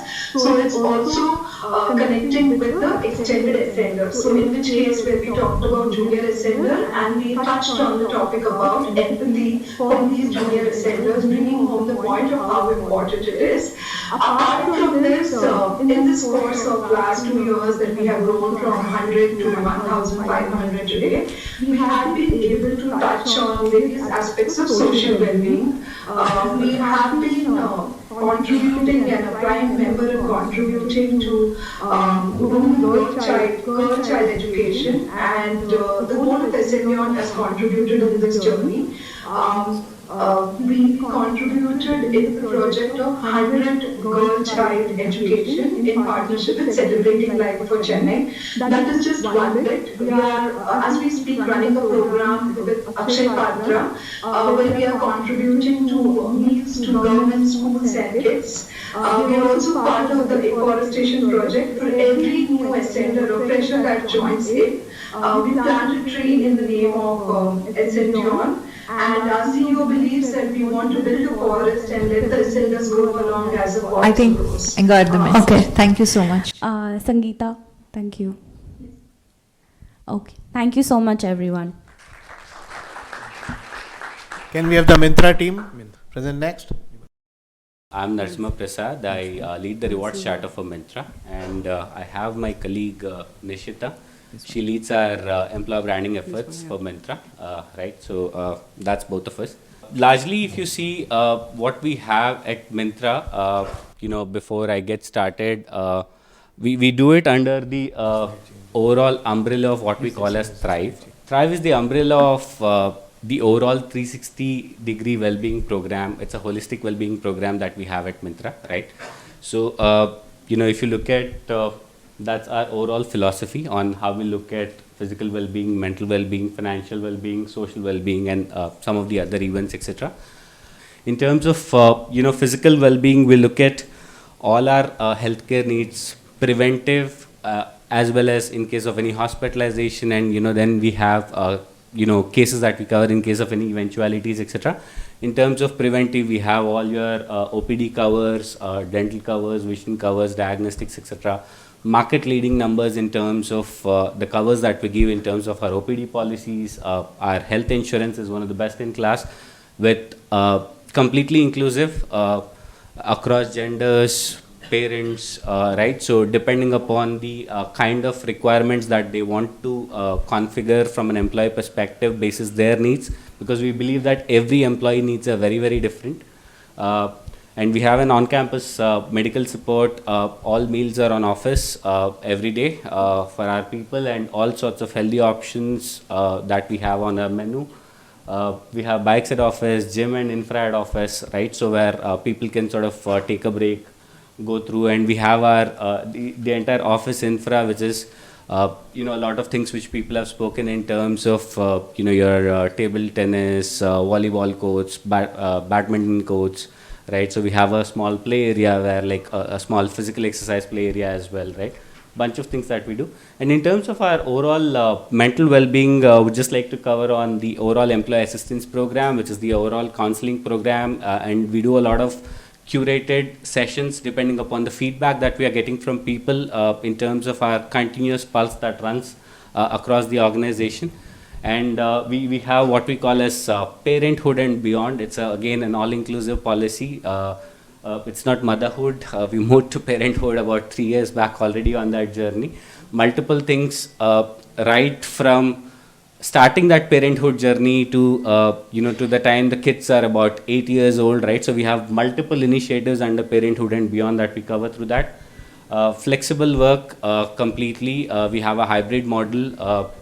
No swipe in, swipe out, check in, check out, nothing like that. The ownership is on outcomes and deliverables.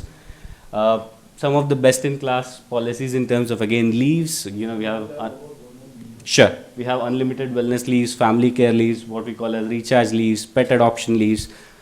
Just would like to call out on recharge leaves broadly, the entire company goes on and off after the sale period, right? It's not like any specific team or department. It's like in an e-commerce, fashion commerce business, primarily you have peak sale periods, etc. The entire company typically is on off. Some of the other things that I would like to call out, I think in terms of again financial well-being, some of the best in class policies in terms of stock options at the overall group level that we do, multiple flexi benefit policies that we have. I would also like to cover about the term life policy, one of the best again in terms of the quantum and the coverage in case of any exigency and personal accident, etc. that we have. The overall thing on employee discounts, education assistance, tax planning, multiple initiatives again, right? And social well-being, one of the very key pillars. Again, we have enough forums through which we are getting our people together through various forums. How do we use that? Again, all of these things now we have institutionalized the process so that these are self-serve now through ERGs, through champions who would actually take up these causes actually. If you look like initiatives like the Bikers Club, initiatives like Women ERG, the Colors Collective, which is focused on inclusion, a group of employees who are actually partnering as a part of these. So multiple such initiatives again as a part of this, like the entire Myntra Olympics. Again, I'll just conclude in 30 seconds, where it's a bunch of again employees across the group, not respect to a particular function, etc. We try to build teams, create competitions, etc. All this is self-sustaining, right? So yeah, that's largely what I wanted to cover in terms of various initiatives that we do. Some of the impact, actually, I've called it out in the detailed presentations. Largely, we measure it through our uptake in various initiatives. The overall NPS is something that we measure for each of these benefits that we do. The overall engagement score that we get as a part of our monthly regular feedback, and then we have a full-blown survey that we run twice in a year where we get more detailed insights, etc. Those are some of the trends through which we get our impact metrics. Yeah, happy to answer any questions. Thank you. Thank you.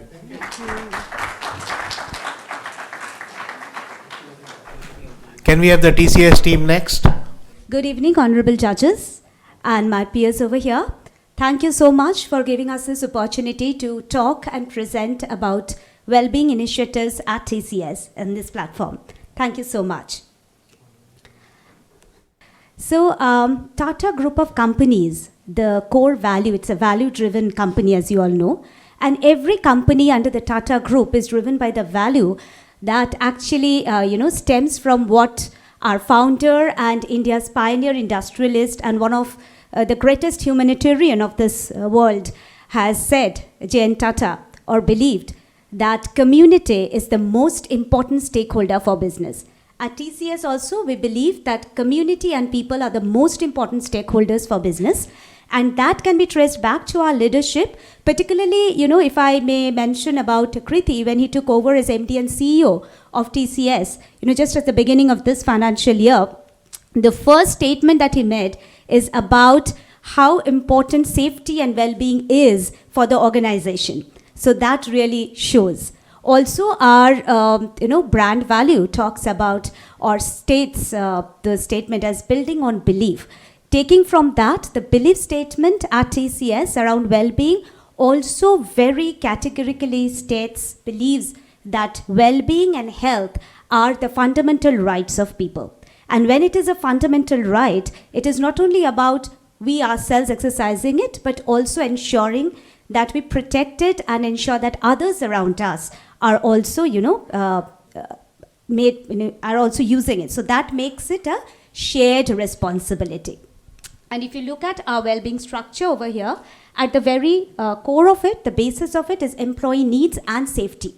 At TCS, we always talk about well-being and safety in one breath, because we believe that unless one has a feeling of safety, one cannot flourish, and there is no sense of well-being that can take place. And if you can see that all these activities, we integrate, we collaborate with different stakeholders, with different functions, and we have different KPIs and metrics to kind of ascertain the impact of what we do. And our leadership definitely is extremely focused and prioritizes well-being of people over everything. We started off our lifestyle initiatives way back in 2002 when we introduced Maitri Club for our people, for some social interaction and to involve the family also. And then through our years, we had our physical fitness initiative, TCS Fit for Life. We had Safety First, our personal safety initiatives, Hope community volunteering initiatives. Then we had TCS Yoga. We have a full yoga council for our people. Then we had TCS Cares, our emotional well-being initiative, all coming along. However, it's only in 2019 that we felt that though we had all these various initiatives, there is a need to kind of bring them all under one umbrella and create a holistic offering or a program. And that's how TCS Holistic Wellbeing Program came into being. And our motto is, of course, to create a fitter, safer, and happier TCS. So, we'll not go into the details of every function because there's quite a lot of it. I'll just speak about one here, just to be mindful about the time. We'll talk about our emotional well-being initiative, that is TCS Cares. It's like that we have the EAP services since 2010, but it's only in 2018 that we thought that we really need a full-fledged program to support the emotional well-being of our people. And that's how TCS Cares have been introduced, launched. And it is based on the pillar of creating awareness, understanding, and acceptance around mental health to provide support in terms of counseling, various self-help resources, and thereby build a community within the organization and with the families around where emotional health is promoted and is being valued upon. So that's and supported as well. So I'll not say much, but the testimony over here is about somebody called Amit. Amit has been there for TCS for many years, and for 11 years he has been suffering from schizophrenia. And he talks about how the company supports, so that speaks a lot about it. Just a quick glimpse of what just 1 year we have achieved through our emotional well-being initiative. I just want to bring your focus to this number of 214, which actually talks about the number of lives saved by all that we have been doing under mental health. And it is said that your EAP take-up, if it is 2%, it's really, really good. And for us, the uptake is about 4%. So, success of any initiative is about how it makes people feel about it, and just 30 seconds more. Feel about it and what they say. When 95.3% of our people say that TCS Wellbeing Initiative positively impact their lives, it is really very so satisfying and a reassurance for us that we are on the right path of creating a happier, fitter, safer TCS. So since there's no time, I'll just put these figures for your kind attention. So that's what I had to share. The rest is like a lot, but since there's no time, I'll not go into that details. So anything that you would like to ask?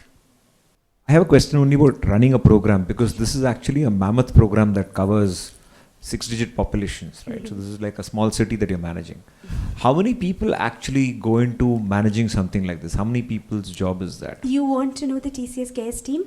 No, not the TCS case. All of this across TCS, Fit for Life. Yeah. Mythri, etc. So the just team, an approximate number. I don't yeah. seek to know. So exact. the entire team, if you say about the core team is very shallow. So if I only talk about TCS gets 5 people, it's a global initiative. And we are reaching out to so many people. But we do a very interesting model wherein we create champions within the organization across all different like brand areas. ambassadors. Yes, and they are the people who take it to every single individual across the world. Is it fair to assume that Fit for Life, Mythri, Hope, TCS Yoga, etc. is all similar kind of sizes yes, in terms 10, of 12, 15, maximum 30 people, not more than that. That's a nice lean architecture. Thanks. I was just trying to think about the architectural. Yeah. I think any more questions, right? We'll go to Thank you so much. Thank you.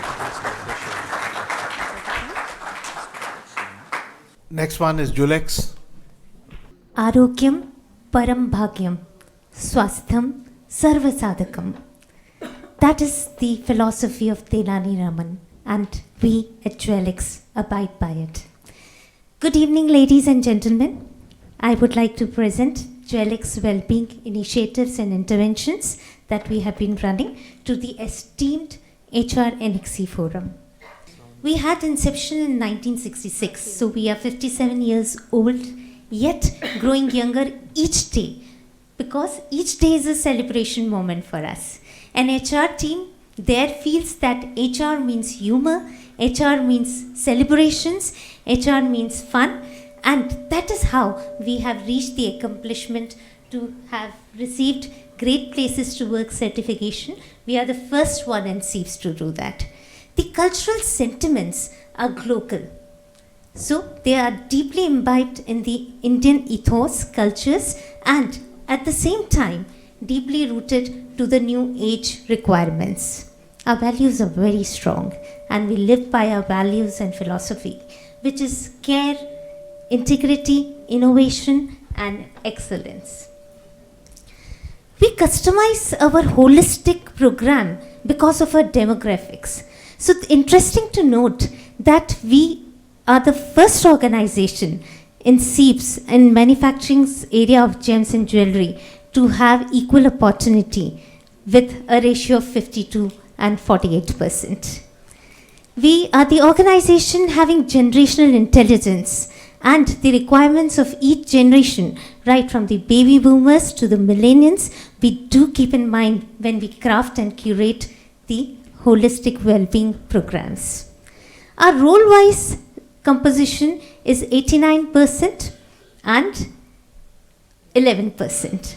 Having said that, interesting fact is that we also embrace especially able people, people with disability. There are 66 people who are working with us on the manufacturing floor with speech and hearing disabilities. And we really encourage them. So basis this, when we devise our well-being program, we have made it very evolutionary model, catering to almost every aspect and facet that one can think of. And yes, it is not fixed, it is flexible, it is continuously a progressive wheel that we have made. I'll take, with the paucity of time that I have, I'll take straight away to the well-beings. Physical well-being, if you see the fitness programs, we have created a mandated 1-hour program wherein each one of the employee has to have either Zumba, yoga, sports activities are mandatory for them, laughter clubs are made, and each thing, everything that we are currently doing are branded, because we also feel HR has to brand to sensitize. So everything is branded and everything is marketed as well.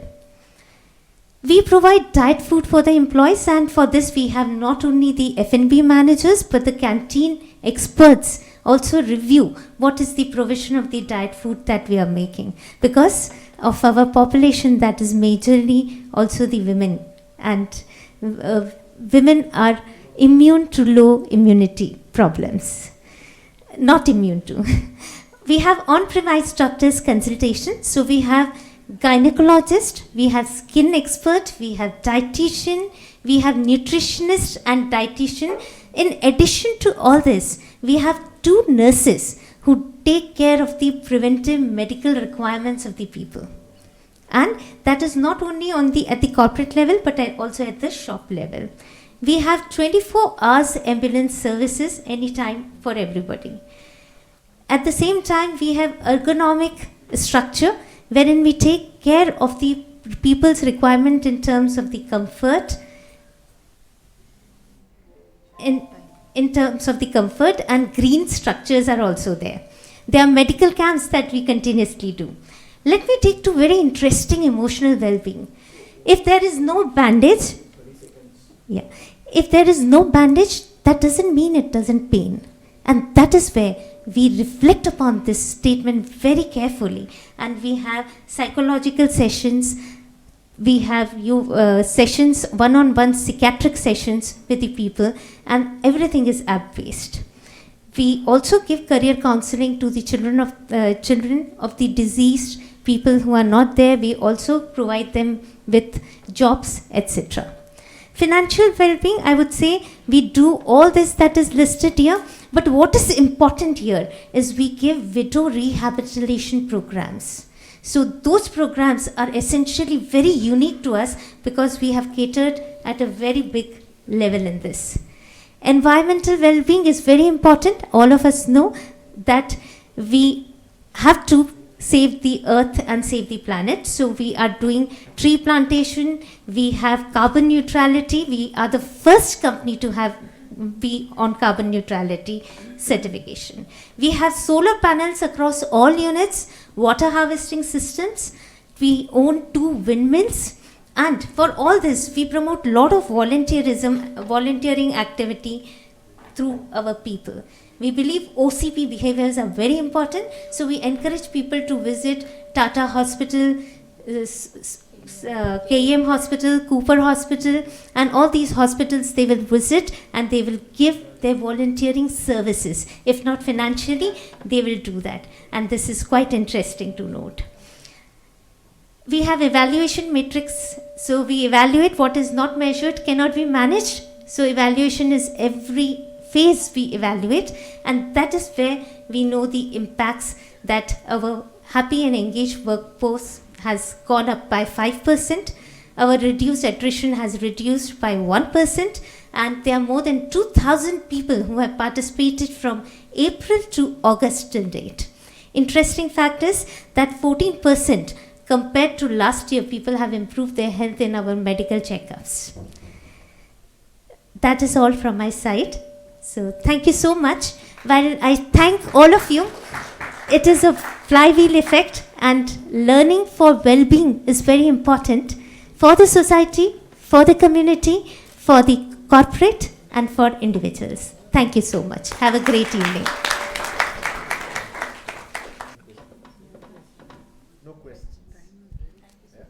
Thank you so much. All right, can we have the Bajaj Alliance team? Good evening, jury. Good evening, colleagues.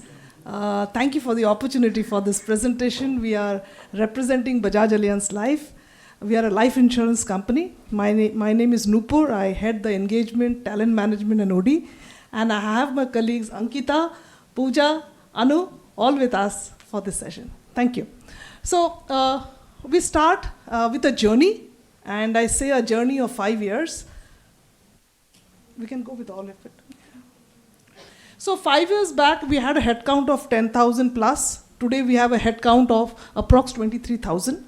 Our engagement has crawled up from a 75 to a consistent 80 plus, 84, 82, etc. And we are consistently doing well, both in business and engagement. In terms of certification, our engagement is done by Great Place to Work and Kincentric.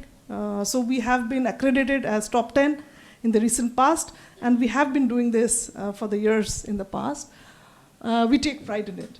In terms of the well-being journey, I'll start from, say, 5 years back as a journey. We started initially as do-it-yourself, for an employee to do something for themselves. So we brought in a digital well-being coach, which had certain modules, certain assessments, but we put it to them. There was no push, there was no traction. We left it natural. Then came COVID. So during COVID, here, the organization went absolutely inside out to support employee and family. So we started with the helpline to support emergency, including oxygen, to the hospitalization beds, to remdesivir injection, all of that, just to save lives, to touch lives for our employees and family. We continued that with vaccination boosters, etc., with 100% done by the company for employee and family. During this session, during COVID, post-COVID, we understood symptoms of how to help our team manage the post-COVID. So we did a lot of webinars and a lot of learning through the post-COVID syndrome. Then we started something new called Energize, and here we started something different called Employee Customized Wellbeing Journey. Why we say customized? Here we brought in the health assessment by an employee. So employee gets a score. Basis the score, the employee is in a health zone, either a red, amber, green, and we started curating interventions particular to the zone first. And today, internally, we have Bajaj Health, who is a pioneer in this subject. So Bajaj Health is also our partner in this, who is having an AI-driven app. So together now, we are doing things with AI-driven nudges for our employee, which is linked with the health assessment of the employee. So what are the quick shifts? Earlier it was generic, now it is specific to the need of the employee. Earlier we used to do this drive by a CXO, CEO and HR. Today we have made manager as the fulcrum. We have ambassadors, like a few of my colleagues said in the past, who drive it in the particular location. We work in approximately 509 branches across the country, and these ambassadors help to bring it to the spirit on the branch. Third, earlier, as I said, we had a browser and an app. Today we went ahead of that, and the AI-based nudges is helping to make us do this gamified version with certain leaderboard, certain fun, so that it becomes a pull factor. And fourth, but most important, whatever we are doing is not curated by HR, it is curated to the pulse, as we said, of the engagement surveys. Earlier, it was through Great Place to Work survey and Kincentric. Today, we have launched something called Sentiment Bot, which is a bottoms-up, real-time. So it helps us to give real-time impulse of what the employee needs. So that is how we are doing deeper listening, and things are curated. So few things I'll just highlight here. In terms of COVID, we still continue the COVID care policies and all the framework which was used at that time for the safety of our employees and family. We also started something called a family assistant program we unfortunately lost a couple of our colleagues during COVID for their family. So there is a good bouquet of helping the family financially, helping their children till graduation level, helping their mediclaim, etc., for ahead of more than 5 years. We are insurance, so we do the best for our employees in terms of anything related to financial and insurance. We go ahead.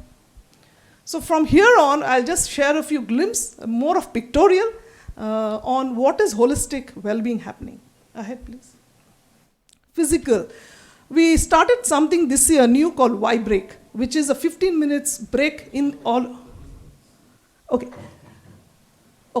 So we do health camps, and we have pioneered ourselves in marathon as well as in plankathon, in which we got a Guinness book also, where the employees together come around to do the physical well-being. We go quickly to the next. Emotional well-being, that is one-on-one counseling, continues pre-COVID till now. We have done parenting workshops for all age groups, including infant to children and specially abled. We go ahead.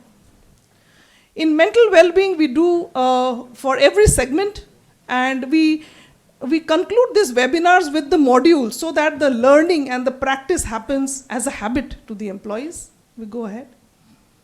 For social, we do sports, we do picnic across all the branches. Each branch has a budget. We do corporate talent contest.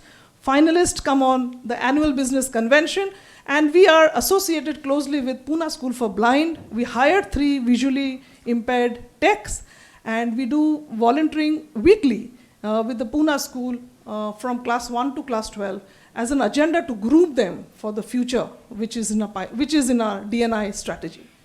Next. Financial well-being, as we say, we have done, thank you, through our CIO, our leaders do it, is what we want to emphasize from this slide. Our leaders drive the well-being along with the HR and CXO. We go ahead. 30 seconds. We have done cancer screening camps for our women. We do certain programs specific to women needs and their skills, including back to maternity, super moms, etc. And last but not the least, as a sensitization, saying that this well-being is all about how I feel valued today and every day, we do sensitivity workshops on vernacular languages with managers so that the tonality, the way I speak, the respect, all of that is as per the BALIC standards. Thank you. Great to see your journey. And it's not just a random journey, it's got a lot of strategic intent, and I could see a continuity of purpose and direction. What's the next step? So from this AI-driven well-being which we started, we have, as an org, we have heat maps, and we have taken not a well-being score just, we have taken 5 scores. For example, a score on diabetes, a score on hypertension, a few more scores we have taken, and we are getting from the back end, from the system, which part of the country needs what. So this would be customized more with the heat map which comes up from this. That is one. That's your next step. Secondly, we have already launched something called Utsav Engagement Platform, wherein it's an online tool where 23,000, tomorrow it will be 33 as per AOP, can come here, and they can join the groups, like how in the beginning you said, those virtual hangouts, we call it interest community. They can join their community and do it more. So those are already launched, but it is baby steps, so we didn't highlight. Third, we have the leadership mindsets, you will call values, and we have structured behaviors with every band. We have tweaked that with our spot recognition in Utsav platform. So our 23,000 people can give spot recognition on the behaviors exhibited by we call ourselves Balicians, by the Balicians. And so the culture is lived. And that was the next. Thank you. It's nice to see things moving forward. Thank you. Thank you very much. Thank you. Thanks a lot. So thanks a lot for all the lovely presentations, a lot of insights, a lot of learnings, etc.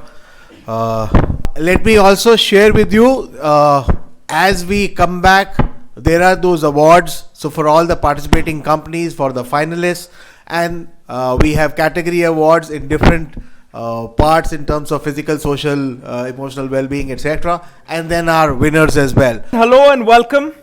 I have some good news.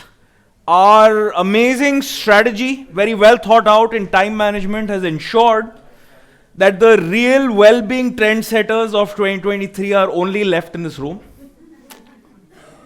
So it's a pleasure to meet you all, and thank you so much for taking the time out. I also have been asked to cut short my presentation from 10 minutes to 5 minutes, and brevity has never been my strong suit, but I'm going to try really hard. My God, more pressure. More pressure. Okay. I'm going to start this off with a small anecdote. So there's a team member who's managed this entire conference with a 7-month-old baby in her hand every single day. Right? Over the course of the last 2-3 months, she's been managing this conference, and she's done a hell of a job to ensure that all of us are together and, you know, that we're going through such amazing content. And I was sitting inside the room with her, and a journalist and a PR team and so on and so forth came in and asked her, "So how old is your baby?" And she said, 7 months old. And the journalist was like, "How do you manage?" And she was like, "You know, you got to do what you got to do." And then I said, "Yeah, really, how do you manage?" So she told me, "Listen, I have to wake up extremely early in the morning to ensure that I can get a lot of my work done, then take care of my child through the day, then work extremely late in the night to ensure that I'm getting the rest of my work done so that nothing suffers." And that, ladies and gentlemen, is the subject that I'm going to spend 5 minutes on. I run an organization called Mentoria, which is a parenting wellness and well-being institution that works to embed parenting well-being within organizations, and we work with 150 companies with a single mission of transforming the lives of them and their families. Through the course of our entire session today at WOW, we've talked about all different kinds of well-being priorities. Whether it's health and wellness, mental health, emotional well-being, professional development, financial planning, and a lot of different innovative ideas. And I remember being seated here and the tech not working several times in the day. Yes. I remember being seated here and Yogesh in the start made a presentation about the research that HRNXE did and found that 53% of employees in the 30 to 49 age group are relatively disengaged at work. Social well-being having the lowest score. If you remember those charts, you saw 50 plus, extremely high. You saw 30 to 49, almost halved. And so I went to my father, Dr. Ashish Arora, and I said, why do you think this is happening? You've been in the HR world for a very long time. Any sort of thoughts? And he said, Nikhar, let me tell you something very personal. From the time you turned 18 and went off to live your own life, my engagement levels automatically rose. How many of us are parents in the room? A quick show of hands. Now, to all of us, what are the top parenting challenges that we face on a daily basis? Just 2-3 responses, because remember, brevity. Oh man, why didn't I see that coming? Getting lectured by a 19-year-old. Phenomenal. What else? Keeping a 10-year-old off the laptop and screen. What else? Still you don't know anything. I see a lot of hardcore coming and I love it. Right? We have time for one more. Sibling rivalry. Right? Now, a lot of people came here and spoke about different kinds of activities in context of wellness and well-being. But very rarely did parental well-being or parent well-being come up as a subject. But if you were to really look at it, parent well-being actually impacts every single one of these aspects. Whether it's health and wellness, whether it's mental health, whether it's emotional well-being, professional development, financial planning, the right kind of parent well-being strategies can actually completely change the life of a 30 to 49-year-old. Because ultimately, what does a parent really care about? And each of your organizations have a large segment of working parents across age groups. What a parent really cares about is their kid. I don't care if my health or wellness is not good, my child's health or wellness has to be top. I don't care if my professional development is happening or not, my child has to be in the right career. I don't care as much about my emotional well-being as long as I'm able to ensure my kid is happy. While that may not be the ideal mindset, it's how most parents think. They're selfless creatures trying to ensure that their kids are directed towards a happy, productive, and successful life.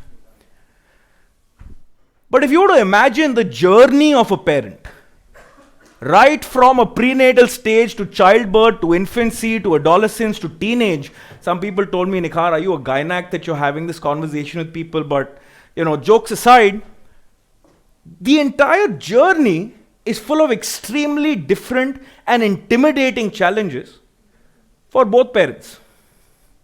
They say it takes a village to raise a child, but the real question is that in metro cities with nuclear families, with parents working 10 hours a day, 6 days a week, where is this village?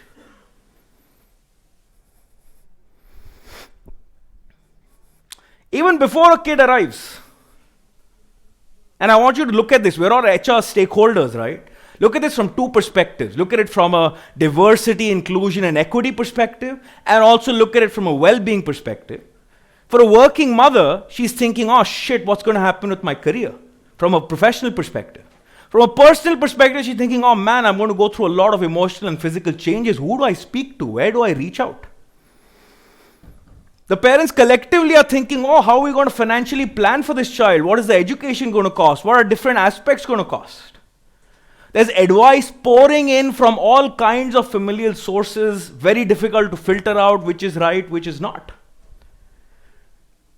And as the kid is born, and as the kid continues to grow, the problems and the challenges only get more and more intimidating. From which, do I have a creche or a preschool around my area? What school do I choose for my child? Will I be able to give enough time at work? Will I be able to grow as quickly? Will people judge me at work because I'm a parent and therefore not give me enough responsibilities? And that in itself causes a huge amount of stress and anxiety to parents within organizations. And like you've all said, when a kid is young, from technology addiction to am I building the right value systems to positive parenting to there are thousands of things that parents continue to keep thinking about. And as the kid grows older, I mean, we've got one complaining about a 27-year-old kid here, right? As the kid continues to grow older, the challenges get far more intimidating with how do I help my kid choose the right career? How do I help my kid choose the right college? How do I help my kid get the right admissions, crack the right entrance exams? And yes, life is easy for the 2-3% extremely bright children who figured it all out. But unfortunately, 93% of us who haven't continue to go back to our parents and say, please help us figure it out. And like somebody said at the back, we still don't know how. Right? Because nobody gave us that manual or that playbook to say, this is how you parent. Now their struggles aren't just impacting them, but they're impacting every single organization in the country. With distraction, with presenteeism. It's become a big challenge in organizations where I'm physically there, but I'm mentally just absent. I'm not doing much. I'm not as productive as I should be. Disengagement, absenteeism, low productivity, focus, motivation, attrition. To give you some data, 78, and this is from ASSOCHAM, CNBC, and a little bit from UNICEF, we've got 78% of working parents in India experiencing a work-life conflict, 56% missing work due to childcare issues, 80% feeling guilty about not spending enough time with their kids, 52% saying they don't have parenting wellness programs in their organizations. All of it leading to poor mental health and costing us about $14 billion a year. About 150 organizations across India have managed to change that trend, have managed to embed parenting wellness within their well-being DNA and prioritize it. Because a lot of times the question is, we have so many things on our plate, how do we prioritize? They prioritized it realizing that this one aspect, this one change, this one support to every working parent in my company can actually solve a host of professional and personal challenges. How do these organizations do it, or what do they witness? And I'm happy to share case studies outside with each and every one of you. A 3x rise in engagement, a 35% increase in motivation, a 23% reduction in attrition, and 80,000 families impacted. Because what can't be measured is useless, right? How do these organizations do it? This is where the hard sell comes. They work with us. They launch career guidance programs for employees who have teenage kids. They launch parenting workshops for employees who have children across all ages on 40 different subjects through the course of the year. They create online parenting communities for parents who have toddlers and adolescents and at a prenatal stage and at a teenage stage, where parents within the organization can support each other, can talk to each other, can consult child psychologists, and so on and so forth. They launch special education needs programs within their company to help parents identify and support kids who have special learning needs like ADHD or autism or dyslexia or dyscalculia or something of that variety, to ensure that they're promoting neurodiversity within their organization and their families. So, that's a little bit about what we've been doing with Mentoria, and I've gotten two end this now or we'll kill you signals. But 14th November is Children's Day. A fantastic day to think about launching parenting wellness programs for your employees and their kids. If you believe something like this will add value, please feel free to come outside and happy to engage in a conversation to share more. Thank you so much, ladies and gentlemen. Thanks, Nikhar, for all the pitch, including the sales pitch in the end. I'm a Chola wala at heart, can't do much. All right. Okay. So, ready for the awards now. Yeah? Dil thaan ke baithiye. So let me just start with some of the category awards. So first is when we are talking about the Physical Well-Being Award. When we look at the various presentations, what people sent, so there were various elements like yoga sessions, sports tournaments, annual health checkup, mediclaims, step competition, wherein actually certain companies wrote about कि हम यहाँ से लेके सूरज तक की दूरी हमने तय कर ली है, इतने सारे लोग चल चुके हैं, compensatory off, hospital tie-up, doctor on call, etc., etc., and going on to anti-tobacco and paternity leave. But there are certain initiatives that the jury felt, and when we also looked at it, wherein there are two companies in each of the categories when we feel that they've done something different, something additional, and that's where they get the Physical Well-Being Award. So in category A, a company which has a liberal leave policy with one well-being leave every month, maternity leave of 30 weeks with additional 2 months of flexi working hours for women, for adoption and surrogacy 30 weeks leave tagged, gets the Physical Well-Being Award. Can I have the tag team over here? And can I ask the jury members to come on the stage and please present the awards? Can you please come? And I'll ask Carol, Usha, Leena, Ashish, you can join them on the stage as well, please.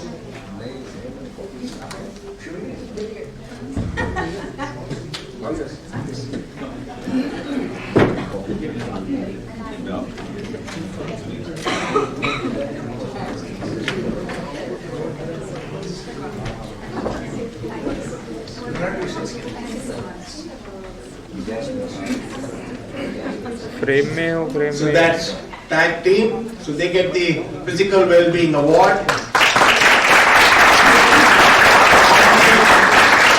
Company in category B to get the Physical Well-Being Award is a company which does paternity leave for 12 weeks, and they also give gender affirmation surgery. So that's MSD Pharmaceuticals.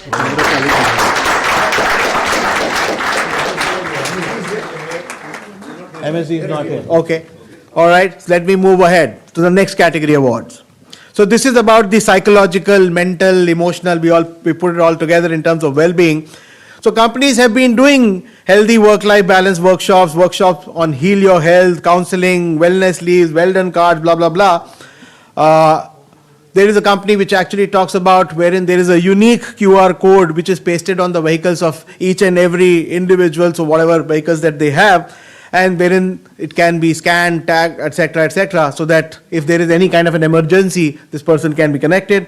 And then there is, it's a pharma company, so a lot of people on the field, but no GPS monitoring culture. Company is Vivaldis Health and Foods Private Limited. So can I have the Vivaldis team over here? So that's for the psychological, mental well-being. They've left for the day? Okay. And another company which has lots and lots of initiatives again in terms of wellness apps, X Factor, Maitrey, Zini, which is their own chatbot, that's Zorient. Can I have the Zorient team over here?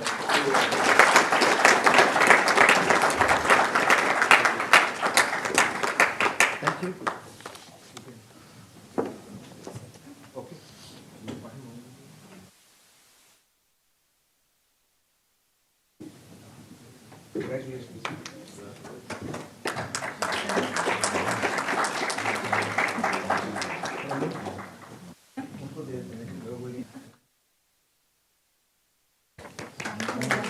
Congratulations, Zorin team. Let me move to the next. That's the financial well-being side. And companies do talk about salary advances, loans for medical exigencies, education, marriage of dependents, financial wellness workshops, private fund created to aid employees, educational scholarships, blah, blah, blah. One of the companies which actually talks about there is a one-on-one health, the financial guidance which is given to every employee, wherein they sit with every in terms of actually devising his investment plans, etc.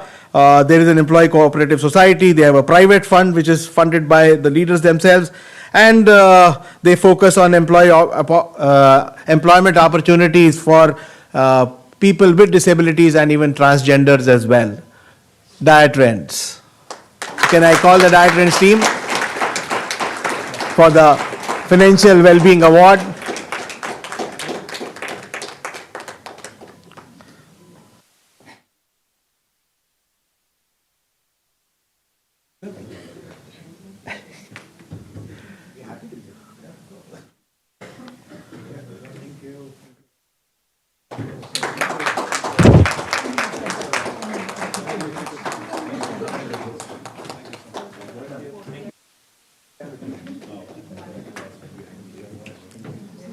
Congratulations, Team Diatrends. Then we have another team, another company which talks about enhanced gratuity fund. In case of death of an employee, they have programs like Lakshmi for Lakshmi, Barni Se Azadi, Mission Mars, and free access to financial advisors, etc. HDFC AMC. Can I have the team here?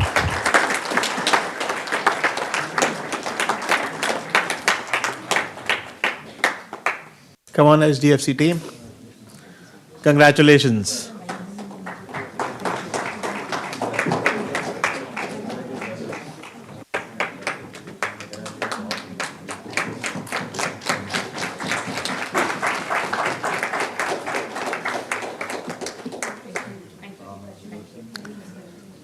The next category is the Social Wellbeing Award.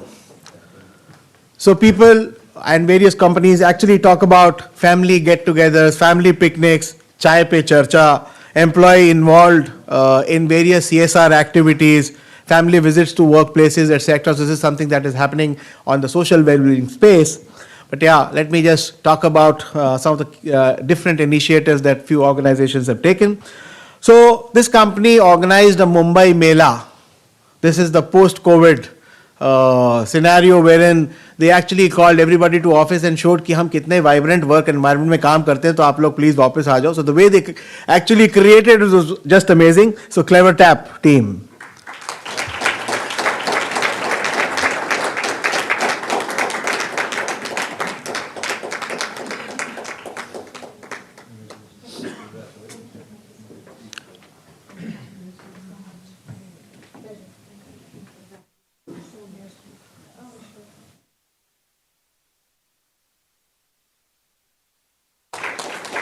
And the next one is a company which does annual Samu Lagan. They have a specific women Kaizen team for women empowerment by the women and for the women. They organize free trips for families to Haridwar, especially the parents. They give career guidance to kids, etc. They do felicitation of employees' children, etc. in terms of SSC, SHE, HSC, etc. Company HK Designs.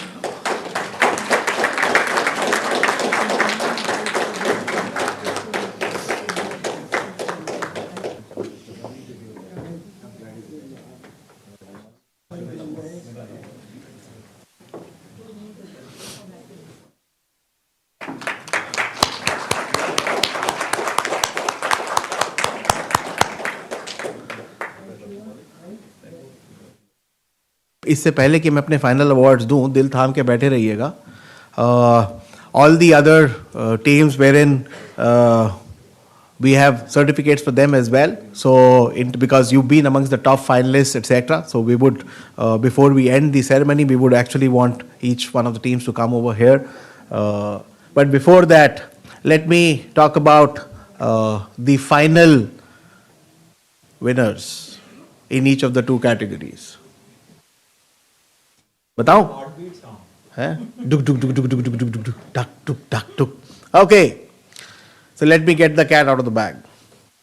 For category A, we have the two winners.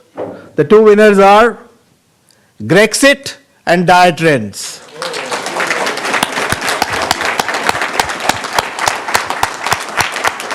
So can I request the Grexit representatives and Diet Trends team to come on stage and please collect your awards. Whom do you want up first?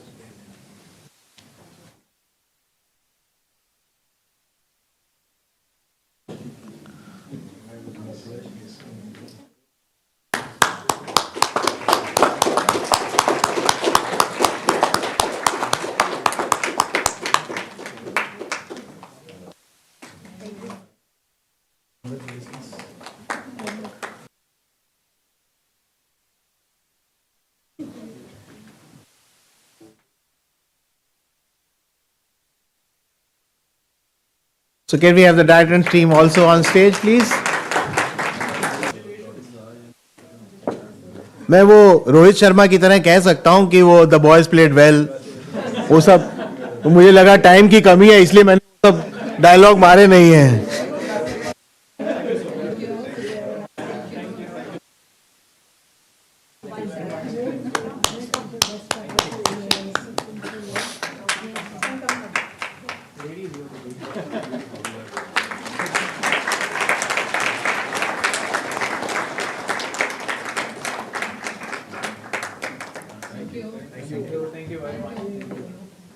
Now for category B.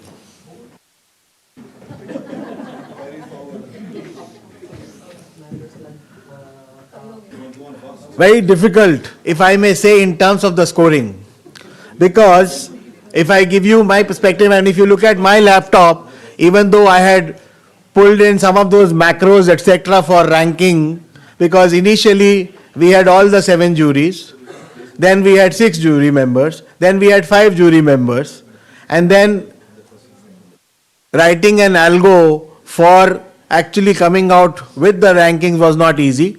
But Arvind nudged me from there कि देख करना ranking से ये averaging नहीं हो सकती है, right?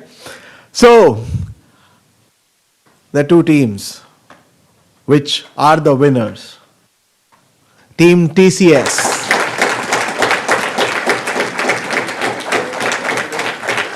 अभी दूसरे वाले तक मैं थोड़ा रुका हुआ हूँ, पहले TCS वालों को अवार्ड मिल जाए.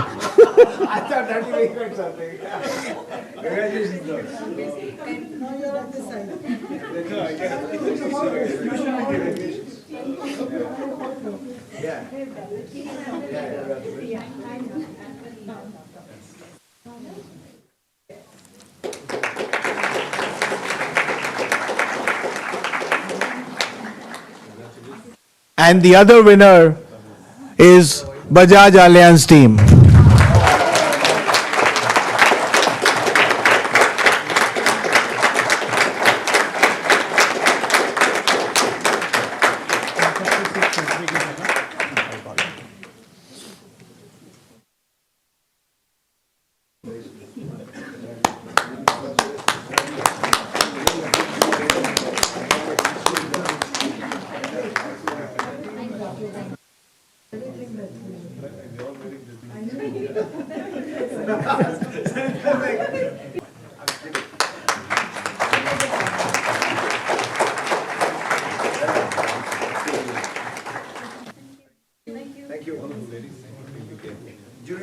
No. अभी बाकियों को पिक्चर अभी बाकी है थोड़ी सी. So we would also want to call upon our finalists as well on the stage. So one by one, APC India Limited. Can the team come over here? So each of these teams have similar kind of programs and they made it amongst the top 10 of the top 100, the 100 organizations that we received in terms of their presentations, etc. So APC India team, the next.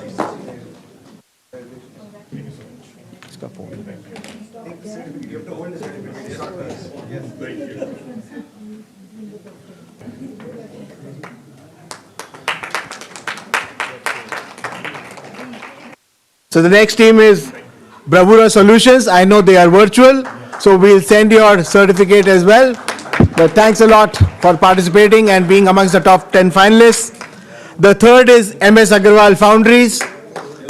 They are also virtual. SBI Caps, SBI Capital Markets, can you please be here? Thank you.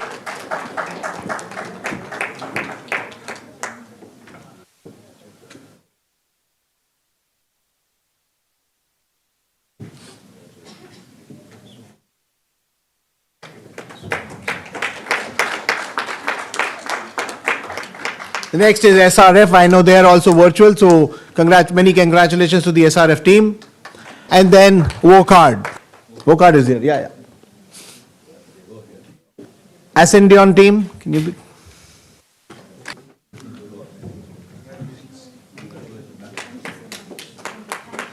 I would like to call upon Jewelex team as well on the stage.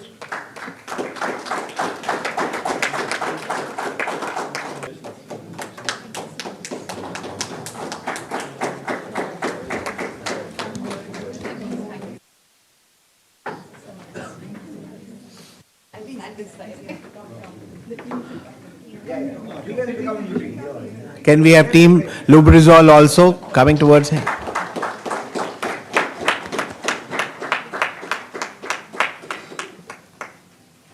Thank you.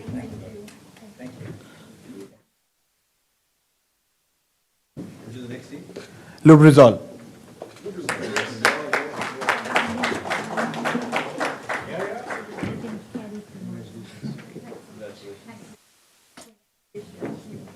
Congrats team Lubrizol.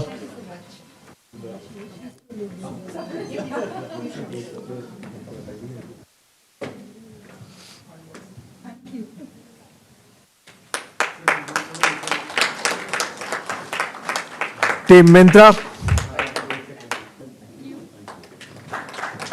So Team Mintra has just moved out. And then Shopper Stop.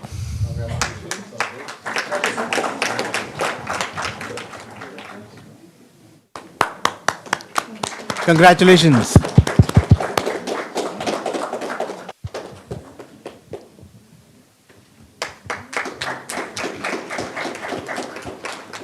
All right, congratulations team. Before we end, I know it's already very late, but I'm going to ask jury to say a few words of the entire process and what they feel about the entire thing. We'll just start with that side. Oh, you're getting late. No? Maybe. Okay. So I can only say what an incredible evening and lot of takeaways, and wonderful to see that, so much of initiatives are happening, considering that, employees are not resources only, but they are assets. So I can only say thank you, HR Annex C, for taking this ahead and giving so much of importance for creating such platforms and having this award ceremony, this address recognition, and everybody, whoever have participated, they have done wonderful work and they're doing wonderful work. It was a very difficult task, at least for me, to, do the scoring part. But thanks to Yogesh, I think, who has been able to reach that decision. Winners are always one or two, but, every one of you are doing an incredible job. I've learned a lot from today's presentations and this activities. Thank you. Thank you. I think it's all been said and done. It was very, very heartening for me to be on the jury here and to see so much of good work getting done in so many organizations. I am a strong advocate of integrative health, and which means look at health from all angles. And I'm also a strong advocate of alternative medicine, because 93% of disorders are lifestyle disorders and non-communicable diseases. And they can easily be fixed with a good health coaching program. You don't have to take medicines. You just have to fix the food you eat. The food is your medicine. And you just have to fix your daily routines. And life can be much healthier. And so I just hope that companies someday discover the power of just the food as medicine and lifestyle. Look at lifestyle-related, interventions which help people lead a better and healthier lifestyle, because that's where 93% of the non-communicable diseases cures are. So I do hope someday that will be a part of the strategy of companies too. There's so much research being done every day that sheds light on newer approaches to health and well-being, integrative health, functional medicine, so many. So I just hope that someday we'll see that as well as a part of organizational interventions. Thank you, Dr. I think I want to echo what both Samita and Anita have already said. For us, as part of the jury, I have to tell you, it's wonderful to see what various organizations do. It's wonderful to see that we have so many organizations who want to benchmark, which means that we are already on a journey which is showing us that we know we've started doing well, but we also know that we have a long way to go. And I think that is the biggest thing, the learning that comes from this for us. Definitely, I can say this about myself as a jury member, as well as somebody who, Ashish said, why don't you also participate? And I said, but I'm on the jury, I obviously can't. He said, no, send the application and it's a completely different jury. And I said, great learning experience from so many organizations that, we looked at. Lots of learnings which we are going to adopt certainly, and I hope the same goes for everybody here in the room. Thank you. And our partner in crime, Arvind, finally, the CEO, founder of Fuller Life. Thank you. Thank you, Charanixi, for having me here. I want to call out Siddheshwar. Thank you so much for being quite the support. I've spent a couple of decades in this space, and I've spent all my life trying to, get fitter or get people fitter. It was a wonderful experience to see how customized programs are for, let's say, Bajaj's geographical spread or TCS's population size or the diet trends demographics or other companies' psychographics. I really like the customization that goes in. I believe collectively we are more in the starting 5% of this game than we are in the last 20%. We will see all of this change dramatically in the next few years. So I would request everybody to stay tuned and, drink some water, otherwise you'll get dehydrated in the AC, you won't know, and you'll get a UTI later. Okay. Sorry, I just thought to insert that in. Well, thank you very much, the audience. Thank you very much for all the participating companies, and obviously thank you very much all the juries who are present here and who couldn't come here. Dr. Soumya Goyal, Namrata had to leave, but thank you very much, jury. Wonderful, and thank you, Geo, for giving us a great venue and great experience always. But wonderful. One lesson that I take with all the presentation that happened, that well-being is no more one size fit all. Well-being is individualized equation. Come what may. It doesn't matter what demographics you have, you got to start looking at people differently. It's like two kids at home, right? The love you give, the treatment you give to two kids at home, since you talk about sibling rivalry, right? So two kids at home, different treatment with both the children. So whether you're 100 people or 10,000 people or a couple of lakhs people, different treatment. So it is individualized equation. Thank you so much. One thing that Dr. Madhok just talked about, and I have another thing to talk about her, is I think it would be a good idea, if you guys don't mind, we can put up, because we have all the presentations, some absolutely great stuff, we can put up like maybe a white paper or something on well-being initiatives done by different companies without naming who's doing what, and just share with everyone. Would that be okay with everyone? As a learning experience? All right, thank you. And Dr. Madhok does some absolutely amazing job, and we wanted her to have, give a understanding of what she does. Unfortunately, due to paucity of time, we couldn't do that.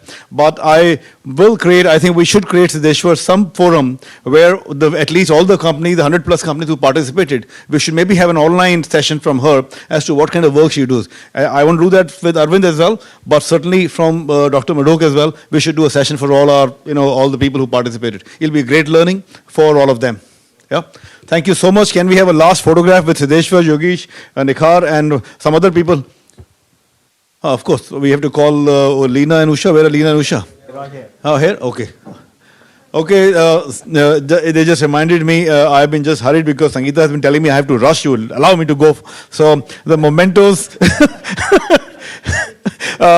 mementos for our jury, please. Usha, Leena, can you please come over and present the mementos to the jury? Now you got to come this side. Yeah, exactly. By all means.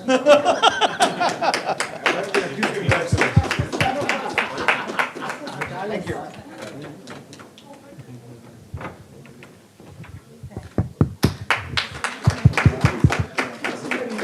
Yeah. You can. It works, actually. Of course, it works. Yes, I mean, all of this, the compass. This, yeah. Future scope. Next year. Oh, done. We'll make it a little bigger. That's all. I couldn't. Even to all the audience, we've given the same little smaller one. Yeah, the same. but stay with it. Okay, sure. Really, have a good thing, don't change it. Okay, sure. Thank you, guys. Can you please come over stage, Nikhar, join in. Thank you very much, everyone. You have a great evening. Thank you very much for staying back. I know it was very late, but most of you stayed back. It's really nice to have you around. We'll see you next year with something newer, something bigger, something better, for sure. And we can have a photograph with the winning team as well, the jury members. Yeah, the winning team, if you want to come over and have a photograph together, we'll be happy to do that. Like a big combined photograph.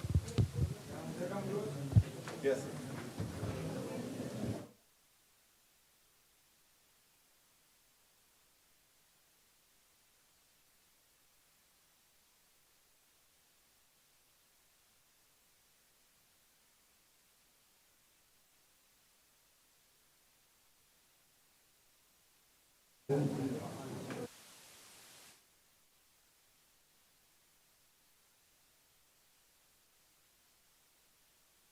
you.